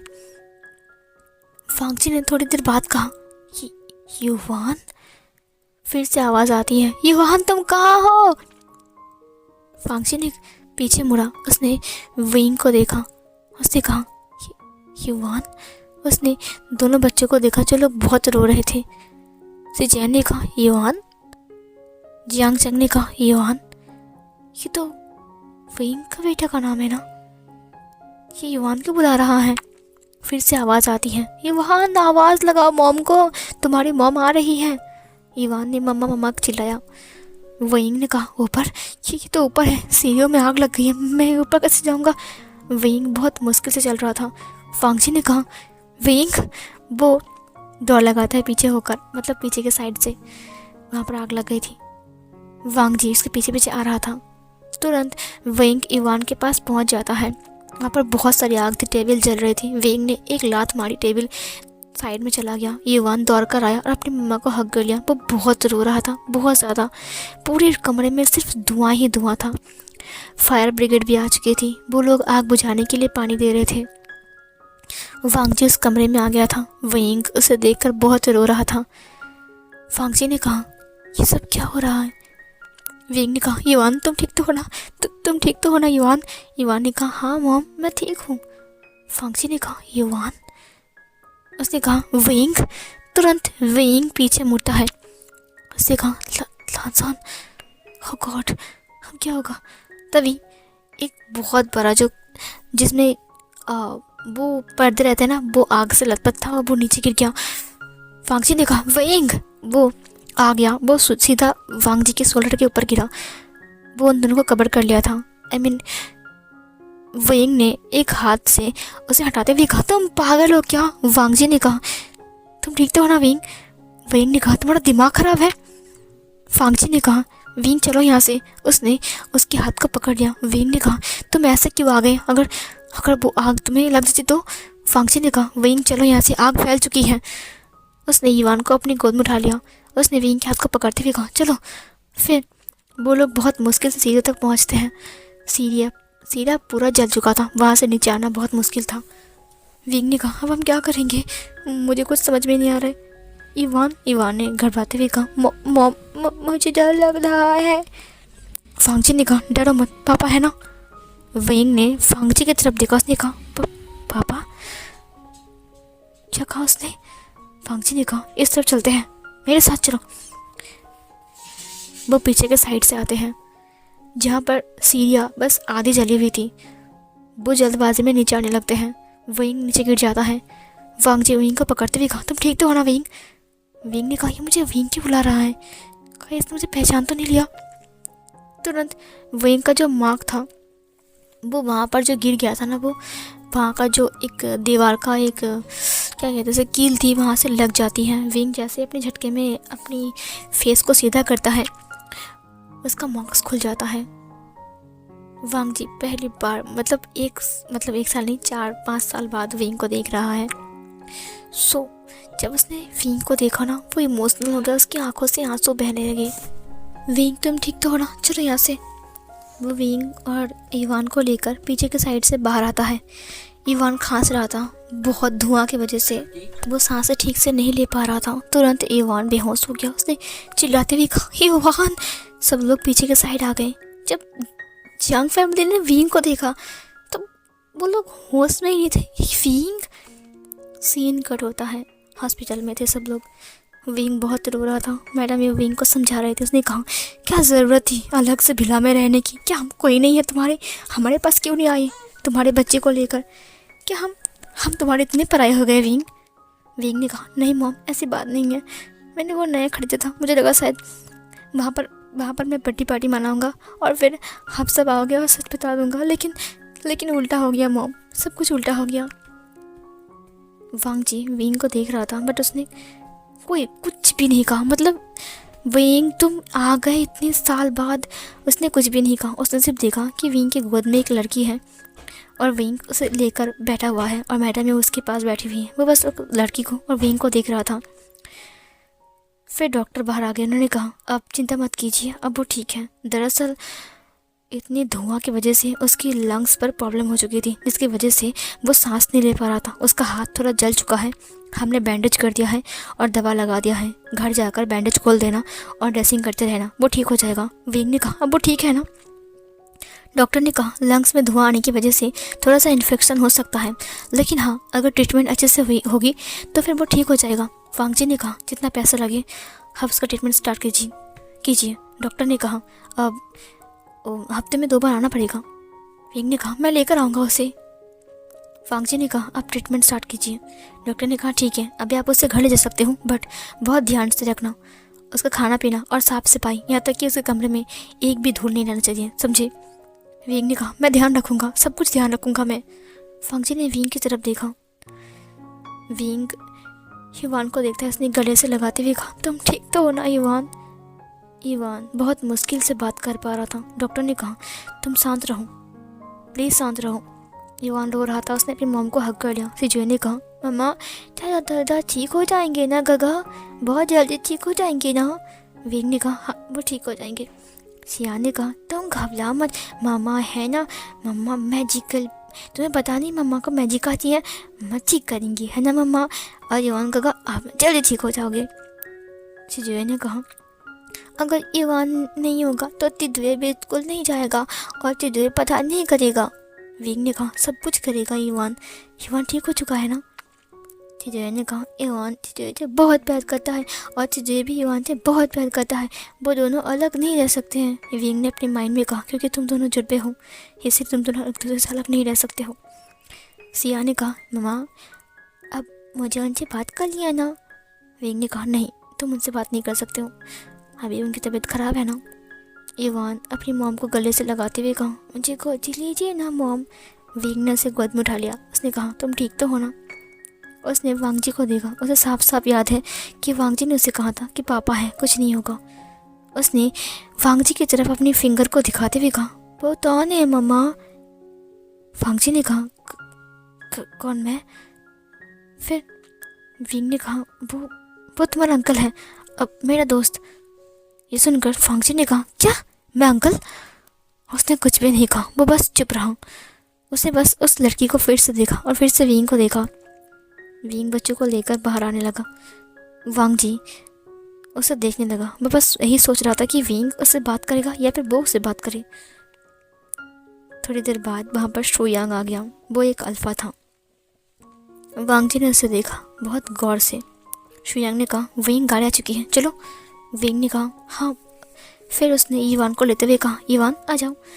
ईवान ने कहा, आपको पता है वो? उसने वांग जी को दिखाया। विंग ने कहा, शुयांग इन्हें ले जाओ। फिर सिया ने कहा, अब मुझे गोदी कौन लेगा? उसने कहा, मैं लूँगा ना। विंग ने उसे उठाते हुए कहा, तुम ठीक तो हो ना शिया? शिया ने कहा हाँ मैं ठीक हूँ ना मम्मा। वांग जी उन्हें देखता रहा। वो तीनों चली गई, अपनी मॉम के साथ, और शुयांग भी उन्हें लेकर चला गया। जियांग फैमिली भी चली गई थी। मैडम लान ने कहा वांग जी क्या सोच रहे हो? वांग जी ने कहा कुछ नहीं मॉम। फिर इधर वेंचिंग ने कहा वांग जी मैंने सुना था कि तुम्हारे 2 बच्चे हैं, जुड़बे, ये कहाँ से आ गया जो विंग को मॉम बोल रहा है? वांग जी ने कहा मुझे कुछ नहीं पता। फिर ये सुनकर मैडम लान ने कहा वांग जी मुझे पता है कि तुम्हारे दिल में क्या चल रहा है, विंग से बात करो। वांग जी ने कहा मुझे उससे बात नहीं करनी है, उसने भी मुझसे बात नहीं किया। फिर इधर वेंचिंग ने कहा लगता है वो अल्फा विंग का हस्बैंड होगा और विंग ने शादी कर लिया होगा उससे और वो बच्ची उसी की होगी। तभी वांग जी ने एक थप्पड़ मारते हुए कहा जस्ट शट अप, चुप रहो, समझे? विंग ऐसा ओमेगा नहीं है। विंग मेरे अलावा किसी और को अपने आप को टच करने नहीं दे सकता है, समझे? मैं विंग पर इतना भरोसा ज़रूर करता हूँ। फिर इधर वेंचिंग ने कहा मुझे क्यों मारा, मैं तो बस ऐसे ही बोल रहा था। तुम बहुत गंदे हो वांग जी। अच्छा बाकी विंग में छोड़कर चला गया वह, ये बोलकर वो चली गई वहाँ से। इधर मेरा लान ने कहा वांग जी ने कहा मैं कुछ नहीं कह सकता मॉम, मैं जा रहा हूँ, ये बोलकर वो चला गया वहाँ से। वांग जी को रात भर नींद नहीं आती है, वो बस हर वक्त सिर्फ सोचता रहता है मम्मा मुझे गोदी लो ना, जब सिया कह रही थी। विंग ने उसे गोदी लिया और चला गया। उसे कहा एक बार भी पलट कर नहीं देखा। इतना गुरूर तुम में। ठीक है विंग, अगर तुम चाहते नहीं हो कि मैं तुम्हारे पास आऊँ और तुम्हारे साथ रहूँ तो ठीक है, तुम्हें तुम्हारी आज़ादी मुबारक हो। इतने साल बाद मैं तुम्हें खुद डिवोर्स देने के लिए जाऊँगा, खुद तुमसे बात करूँगा। अब कोई ज़रूरत नहीं है विंग, तुम्हारे लिए मैंने इतना साल वेट किया, लेकिन तुम एक बार पलट कर भी मुझे नहीं देखा। इतना नफरत करते हो मुझसे, इतना दूर चला गया हूँ मैं सोचता रहा शायद जब तुम मिल जाओगे तब तुम मुझे गले से लगा लोगे और फिर मेरे पास आ जाओगे, लेकिन नहीं, मैं गलत था विंग। तुम्हें हमेशा से सिर्फ मुझसे दूर जाना है, मुझसे मुंह फेरना है। उसने उस पेंडेंट को बाहर निकाला जिस पेंडेंट को उसने विंग के लिए दिया था। उसने कहा ठीक है विंग, इसको तुम्हारे हवाले कर देने के बाद मेरी छुट्टी, उसके बाद मैं तुम्हारे सामने कभी नहीं आऊँगा। उसने शाओ शिंगचैंग को कॉल लगाते हुए कहा शाओ शिंगचैंग जर्मन की टिकट बुक करो। शाओ शिंगचैंग ने कहा बॉस। वांग जी ने कहा अगले हफ्ते मैं एक बिजनेस ट्रिप पर जा रहा हूँ, पिछले 8 साल के लिए। ये सुनकर शाओ शिंगचैंग ने कहा आपका दिमाग ख़राब हो चुका है क्या? आपने तो कहा था ना कि आपको वो बिजनेस ट्रिप कैंसिल करना है। वांग जी ने कहा मैंने अपना इरादा बदल दिया है, प्लीज़ अपना काम करो। शाओ शिंगचैंग ने कहा लेकिन बॉस। उसने कॉल कट कर दिया। शाओ शिंगचैंग ने कहा मुझे पता है ये सब कुछ विंग की वजह से हो रहा है, मुझे विंग से बात करना पड़ेगा। मैं बॉस को ऐसे ही दूर नहीं भेज सकता हूँ, वो कितने अकेला हो चुके हैं। विंग को समझ में नहीं आता वो और कितना तर पाएगा बॉस को। सीन कट होता है। जब वांग जी विंग से मिलने के लिए जाता है तब उसके पास वो पेंडेंट था। जियांग फैमिली, वहाँ पर सब लोग हंसी मजाक में व्यस्त थे, सब लोग बातें कर रहे थे। जिंगी, सिजुए, इवान और शिया बोल्डो खेल रहे थे। विंग बच्चों के स्कूल के बारे में बात कर रहा था और उसे स्कूल में एडमिशन करवाने के लिए बात कर रहा था, क्योंकि बच्चों को पढ़ाई भी तो करनी है ना। तभी डोर पर किसी ने नॉक किया। सिचेन जाकर दरवाज़ा ओपन करते हुए कहा वांग जी। ये नाम सुनकर विंग तुरंत पीछे मुड़ता है। वहाँ पर शुयांग भी बैठा हुआ था, वो कॉफ़ी पी रहा था। विंग बिल्कुल शुयांग के बगल में ही बैठा हुआ था, क्योंकि शुयांग अभी अभी आया है सुबह उनसे मिलने के लिए और युवान के हालचाल पूछने के लिए। वांग जी सबसे पहले युवान के पास आया, उसके हाथ को पकड़ते हुए कहा तुम ठीक तो हो ना? युवान ने कहा हाँ पापा मैं बिल्कुल ठीक हूँ। ये सुनकर विंग दंग रह गया। उसने युवान को देखता रहा। सिजुए ने कहा अरे तुमने इस अंकल को पापा क्यों बोला? युवान ने कहा करना जब मेरे को ही बचा रहे थे ना, तब इन्होंने कहा कि ये मेरे पापा है ना, आपने कहा था ना। शिया ने कहा तो फिर आप हमारे पापा हैं। वांग जी एक वक्त के लिए अपनी नज़र को नीचे की तरफ झुका लेता है। उसने विंग को देखते हुए कहा अपने माइंड में 2 जवाब विंग, इसका जवाब मुझे भी चाहिए, बट मेरे पास हिम्मत नहीं है विंग, मैं हद से ज़्यादा तुमसे भरोसा करता हूँ। विंग, क्या तुमने इस बच्चे को अडॉप्ट किया है? तुम्हें कहाँ से मिला ये लड़की? उसने शुयांग को देखा। वो कुछ नहीं सोच सकता है विंग के बारे में। उसे विंग के ऊपर इतना भरोसा है कि विंग किसी और को अपने आप को टच करने कभी नहीं देगा, क्योंकि वो सिर्फ वांग जी से प्यार करता है। वांग जी को इतना भरोसा विंग के ऊपर है। विंग खड़ा होते हुए कहा, क्या बात है वांग जी, आज मेरे घर में? वांग जी ने गहरी सांस छोड़ते हुए कहा, सोचा कि आखिरी बार तुमसे मिल लूं। विंग ने कहा, आखिरी बार? वांग जी ने कहा, मैं तुम्हें ये देने के लिए आया था। उसने पेंटन की बॉक्स को बाहर निकाला। विंग ने कहा, 30 करोड़ में खरीदा और मुझे दे रही हो, क्या बात है वांग जी? वांग जी ने कहा, फिर विंग ने कहा, मुझे लगा शायद तुमने अपनी वाइफ के लिए खरीदा है। वैसे तुम मुझसे क्यों नहीं दिए, मुझे क्यों देने आ गई? वांग जी ने कहा, हाँ, उसके लिए तो लिया था, और ये जिसकी अमानत है उसे ही दे रहा हूँ। उसने विंग के हाथ को पकड़ा और वो बॉक्स उसके हाथ में देते हुए कहा, ये लो, तुम्हारी मॉम की आखिरी निशानी। मुझे पता नहीं था कि वो मास्क पहनकर तुम ही हो। अगर पता होता कि मिस्टर बनी के चेहरे के अंदर तुम छुपे हुए हो तो मैं ये पेंडेंट तुमसे नहीं छीनता। विंग ने कहा, इसलिए तुम वापस करने आए हो? विंग उसे देखने लगता है। वांग जी ने कहा, नहीं, ये जिसकी अमानत है मैं उसे लड़ा रहा हूँ। विंग ने कहा, ठीक है, तुम्हारे पैसे मैं तुम्हें दे दूँगा। वांग जी ने कहा, कोई ज़रूरत नहीं है, मैंने जिसके लिए लिया था उसके हाथ में पहुँच चुके हैं। विंग ने कहा, तुम्हारी वाइफ के लिए लिया था ना, तो तुम्हारी वाइफ को देना चाहिए, वैन चिन को। मुझे क्यों दिया तुमने? वांग जी ने कहा, मेरी वाइफ? वांग जी ने कहा, क्या मतलब है मेरी वाइफ? विंग ने कहा, वो लड़की जो तुमसे चिपक चिपक कर बात कर रही थी। वांग जी ने कहा, आई एम सॉरी, वो मेरे दोस्त हैं। ये बोलकर वो सबको ग्रीट करता है और फिर वहाँ से निकल जाता है। विंग देखते हुए कहा, मुझे लगा शायद वो तुम्हारी वाइफ। क्या तुमने शादी नहीं किया लानसान? वांग जी ने कहा, अगर करना होता तो उसी वक्त डिवोर्स देकर नई शादी कर लेता। अगर मेरे दिल में कोई और होता तो इस वक्त मैं तुम्हारे लिए इतने दिन तक अपने आप को अकेला नहीं रखता, समझे? विंग उसे देखते हुए कहा, लेकिन तभी सिया विंग को लपेटते हुए कहा, मामा, क्या यह हमारे पापा है? बताइए ना, क्या आप इनसे बहुत नाराज हो? क्या आप दोनों की भी झगड़ा हो गया है? वांग जी नीचे बैठ गया। सिया के हाथ को पकड़ते हुए कहा, तुम्हारी मम्मा अब बहुत बड़ा इंसान बन चुका है ना, इसीलिए तुम्हारे पापा जैसा छोटा इंसान, मेरे पास जितना ही पैसा हो, लेकिन तुम्हारे फादर के पास वैसा कुछ नाम नहीं है जो तुम्हारी मॉम के पास है। उसका नाम वर्ल्ड में है और तुम्हारा फादर का नाम काले अक्षर में लिखा हुआ है कि वो एक क्रिमिनल है। ये सुनकर विंग ने कहा, बच्चों के सामने ऐसे बोलना बंद करो। वांग जी ने कहा, I am sorry wing, but मैं खुद को कंट्रोल नहीं कर पाया, मैं एक क्रिमिनल तो हूँ ना। विंग ने कहा, शट अप। वांग जी ने कहा, तुम तो खुश हो विंग? खुश रहो, और कुछ नहीं चाहिए मुझे। और हाँ, मुझे पता है कि तुम मुझसे कितना नफरत करते हो और तुम चाहते हो कि मैं तुम्हारे बच्चे से दूर रहूं, ठीक है? तुम्हें तुम्हारी खुशी मुबारक हो। विंग ने कहा, लानजान, तुम ऐसे क्यों बात कर रहे हो? उसने सुयांग को देखते हुए कहा, इनका ध्यान रखना। ये बोलकर वो वहाँ से निकल जाता है। विंग ने कहा, मुझे लगा था कि लानजान ने शादी कर लिया होगा और उस लड़की के साथ। शुयांग ने कहा, शादी नहीं किया वांग जी ने, मुझे पता है, वो उसका नाम वैनचिंग है, वो वैनचाओ की बहन है।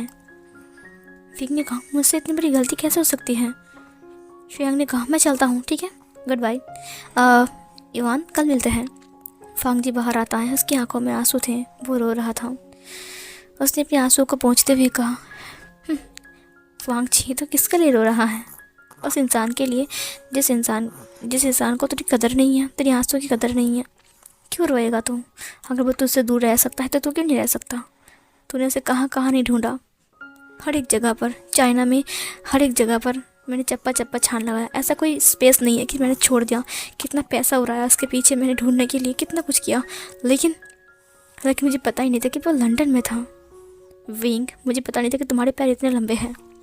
ये बोलकर वो ड्राइवर सीट में आकर बैठ जाता है। जब वो अपनी बेल्ट को लगा रहा था, सीट बेल्ट को, तुरंत सुयांग ने कांच के ऊपर टैप किया। फांगची ने कांच को डाउन करते हुए कहा, मजाक उड़ाने आया हो? शुयांग ने कहा, नहीं, मुझे आपसे बात करना है, मैं चलान वांगची। फांगची ने कहा, मुझे तुमसे कोई बात नहीं करनी। शुयांग ने कहा, मुझे विंग के बारे में बात करनी है, प्लीज़। लगता है आप दोनों के बीच मिसअंडरस्टैंडिंग हो चुकी है। फांगची ने उसे देखते हुए कहा, क्या? उसने गेट को ओपन कर दिया। शुयांग अंदर आ गया। उसने कहा, पास में मेरा घर है, प्लीज़ मुझे ड्रॉप कर दो। फांगची ने कहा, ठीक है। ड्राइव करने लगा वांगची। शुयांग ने कहा, तुम यही सोच रहे हो ना कि विंग तो 2 बच्चे लेकर गया था, उसके पास 3 बच्चे कैसे आ गए? फांगची शुयांग को देखते हुए कहा, नहीं, मैं ऐसा कुछ नहीं सोच रहा हूँ। फिर शुयांग ने कहा, वो विंग का ही बच्चा है। ये सुनकर फांगची ने ज़ोर से ब्रेक लगा दिया। उसने कहा, क्या? शुयांग ने कहा, तुम्हें विश्वास नहीं हो रहा है? वो विंग का ही बेटी है, उसने उसे जन्म दिया है, अपनी कोख में रखा 10 महीने। फांगची ने कहा, तुम्हारा दिमाग ख़राब है क्या? विंग चला गया था लंदन, फिर ये बच्चा। फिर शुयांग ने कहा, फांगची तुम उसे गलत मत समझो। जब मैं विंग से मिला तो विंग बहुत उलझा सा था। मुझे ऐसा लगा शायद विंग की तबीयत बहुत ज़्यादा ख़राब है। फिर मैंने उसे नोटिस किया, उसे बार बार वॉमिटिंग हो रही है, बार बार उसका तबीयत ख़राब हो रही है। मैंने चेकअप करवाने के लिए लेने के लिए कहा तो उसने कहा कि वो प्रेग्नेंट है। फांगची ने कहा, क्या?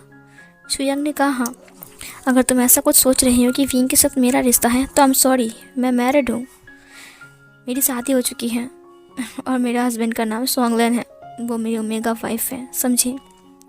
उसने कहा, क्या तुम्हारी शादी हो चुकी है? उसने कहा, हाँ, मैं मैरिड हूँ, और तो और वो चाइना में मैं उसे भी लेकर आया हूँ। तुम्हें ऐसा क्यों लगता है कि मेरे साथ विंग का कोई रिश्ता है? फांगची ने कहा, नहीं, मैंने ऐसा कभी नहीं सोचा, बस तुम उसके साथ दोस्त हो, दोस्ती है तुम्हारा, तो इसीलिए कहा कि इनका ख्याल रखना, मेरा ऐसा कोई इरादा नहीं था। शुयांग ने कहा, मैं एक बात सच कहूँ? फांगची ने कहा, क्या बात? शुयांग ने कहा, तुम विंग के ओमेगा हिट के दौरान उसके साथ थे ना? फांगची ने कहा थोड़ा हिचकिचाते हुए, हाँ, मैं साथ था उसके। फिर शुयांग ने कहा, अब वो जो शिया है ना, वो उसी प्यार का निशानी है। ये सुनकर फांगची की जो कार का जो उसका जो स्टीयरिंग था वो रुक जाता है, उसके हाथ कांपने लगते हैं। उसने देखते हुए कहा, सिया मेरी बेटी है? शुयांग ने कहा, हाँ। विंग 2 मतलब वो 3 लोग नहीं, वो लोग 4 गए थे, वो विंग के अंदर ही थी। वो तुम्हारा खून है फांगची, तुम उसे गलत मत समझो। मुझे पता है कि शायद तुम्हारे दिल में ये मुलाल था, लेकिन मैंने उसे दूर कर दिया। प्लीज़ विंग से बात करो, उसे गलत मत समझो, वो बहुत इनोसेंट है, वो तुमसे बहुत प्यार करता है फांगची। फांगची ने कहा, उसने मुझसे कभी बात ही नहीं किया और कभी बताया नहीं कि वो मुझसे प्यार करता है, तो मैं कैसे मान लूँ? शुयांग ने कहा, तुम्हें ऐसा क्यों लगता है? अगर वो तुमसे प्यार नहीं करता तो उसने इतने सारे अल्फाज को रिजेक्ट क्यों किया? तुम्हें पता है लंदन में उसके पास कितने सारे प्रपोजल आए थे, बहुत बड़े बड़े बिजनेसमैन के पास से, बट विंग ने सबको रिजेक्ट कर लिया, सिर्फ ये बोलकर कि वो मैरिड है और वो उसी से प्यार करता है जो उसका हस्बैंड है। मैं सच कह रहा हूँ, तुम उसे गलत समझ रहे हो, उससे एक बार बात करो।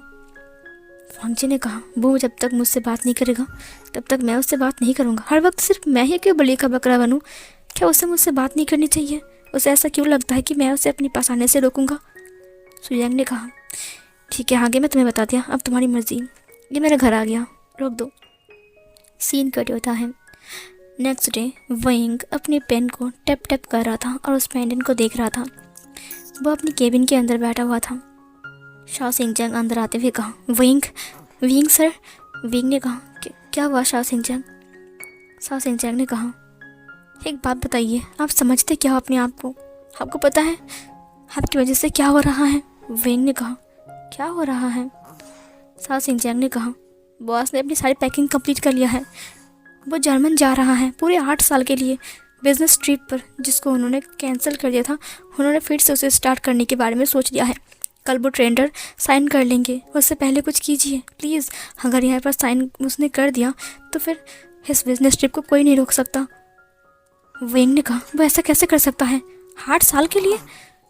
फिर शाओ सिंह-चैंग ने कहा, ये सब कुछ आपकी वजह से हो रहा है। क्यों आपने ऐसा किया? आपको पता है वो कितना टूट चुके हैं अंदर तक। जब आप यहाँ से चले गए थे तो वो पागल जैसे हो गए थे, उन्होंने आपको कहाँ कहाँ नहीं ढूंढा, लेकिन फिर भी आपने उसे एक बार मौका भी नहीं दिया। क्या इंसान गलती करता है? क्या उन्हें सेकंड चांस नहीं दिया जाता? 5 साल उन्होंने सिर्फ पनिशमेंट के तौर पर बिता दिया है। प्लीज़ उन्हें आप माफ़ कर दीजिए, प्लीज़ उन्हें अपनी ज़िंदगी में वापस लेकर आइए। ऐसा मत कीजिए। अब दोनों अगर अलग हो गए तो क्या हो जाएगा?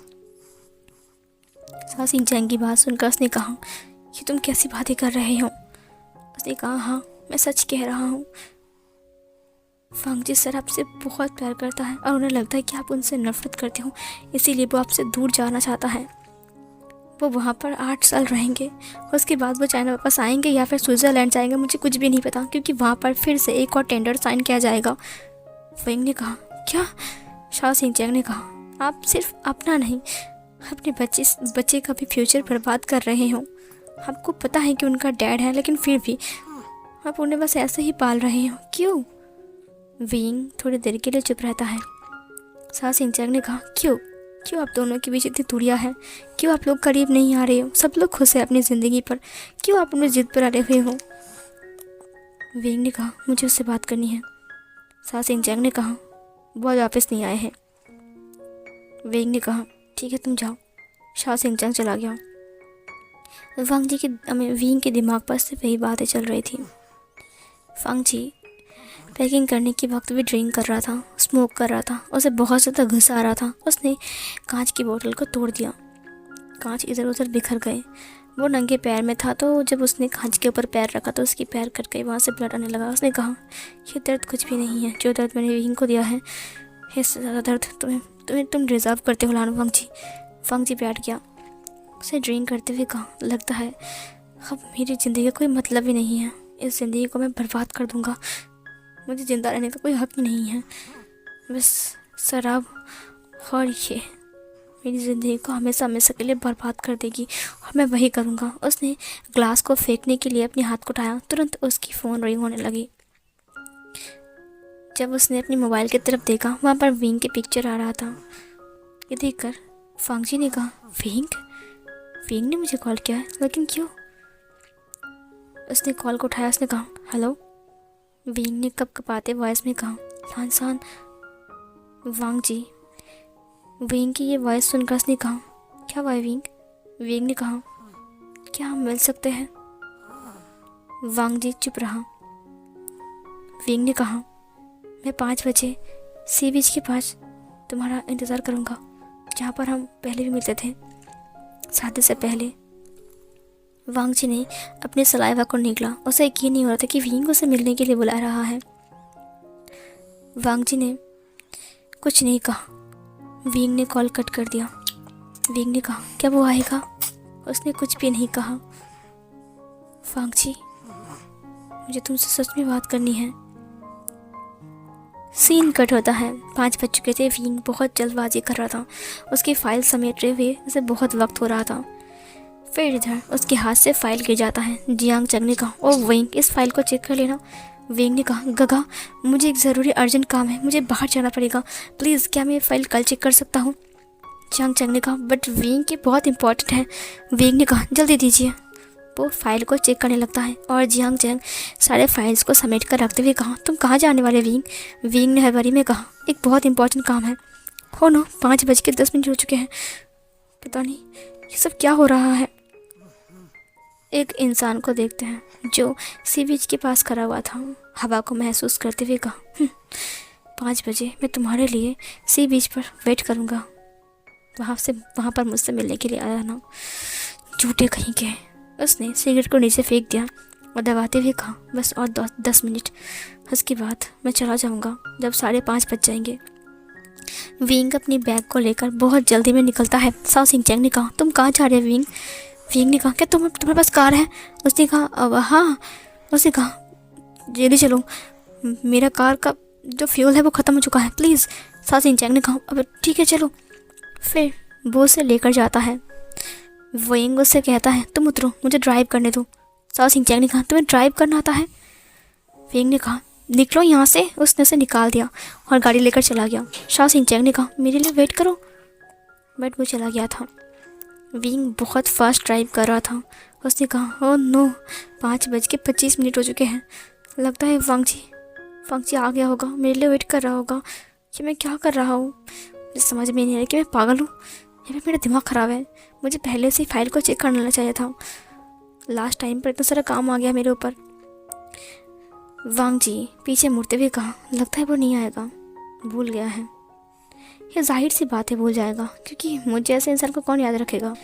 ये बोलकर वो अपनी कार के पास आ गया। इधर विंग बहुत फास्ट ड्राइव करके आ रहा था। उसने कहा, फास्ट विंग, और फास्ट।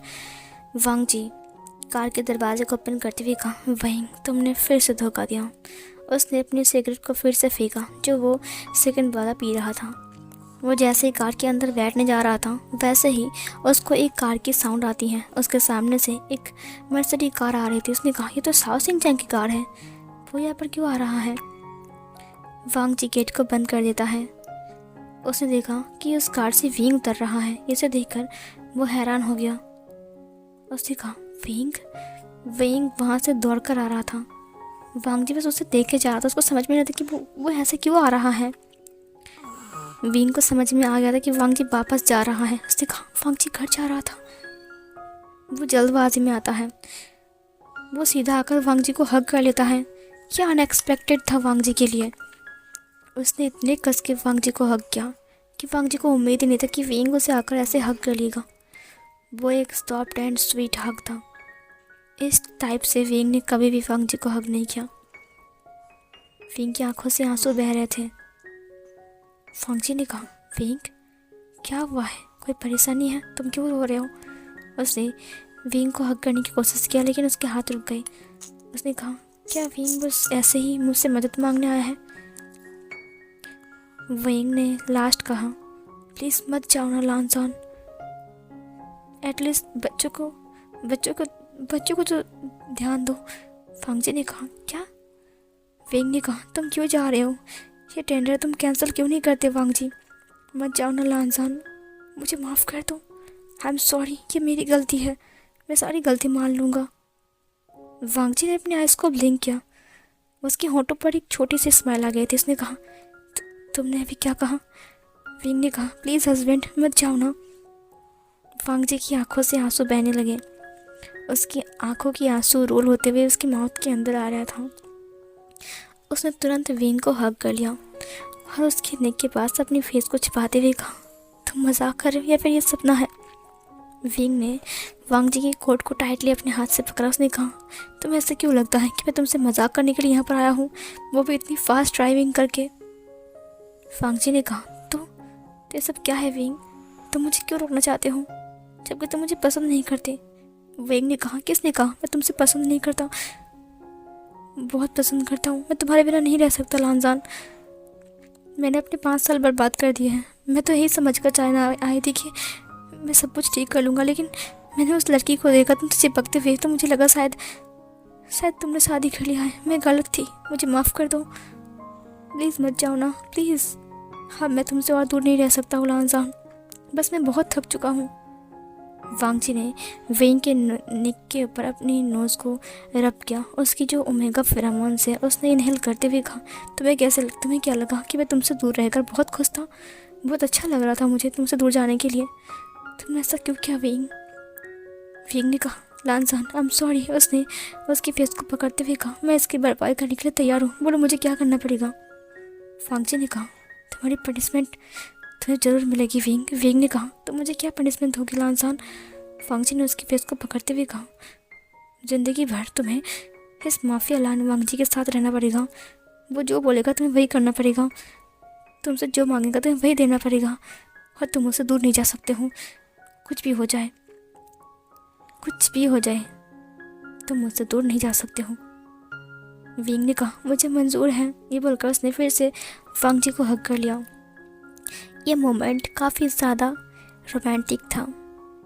जो सी बर्ड्स थे वो लोग हवा में उड़ते हुए जा रहे थे उनकी तरफ चिल्लाते हुए, जैसे कि वो लोग उन्हें ही इशारा कर रहे थे। सी वेव्स पत्थर से आकर पत्थर को चूम रहा था, पत्थर के पास आकर पत्थर को चूम रहा था, जैसे कि वो लोग लाखों करोड़ों साल बाद मिले हैं। विंग और वांगजी की भी ऐसे ही हालत थी। विंग अपना उसका जो रोना था वो कंट्रोल नहीं कर पा रहा था। वो रोए जा रहा था। इतने साल की मुलाल को अपने दिल से निकालने के बाद विंग को थोड़ा हल्का महसूस हो रहा था। उसे ऐसा लग रहा था कि उसकी ज़िंदगी अब पूरी हो चुकी है। शायद शायद ये उसकी ज़िंदगी है, जिस ज़िंदगी को वो इतना मिस कर रहा था।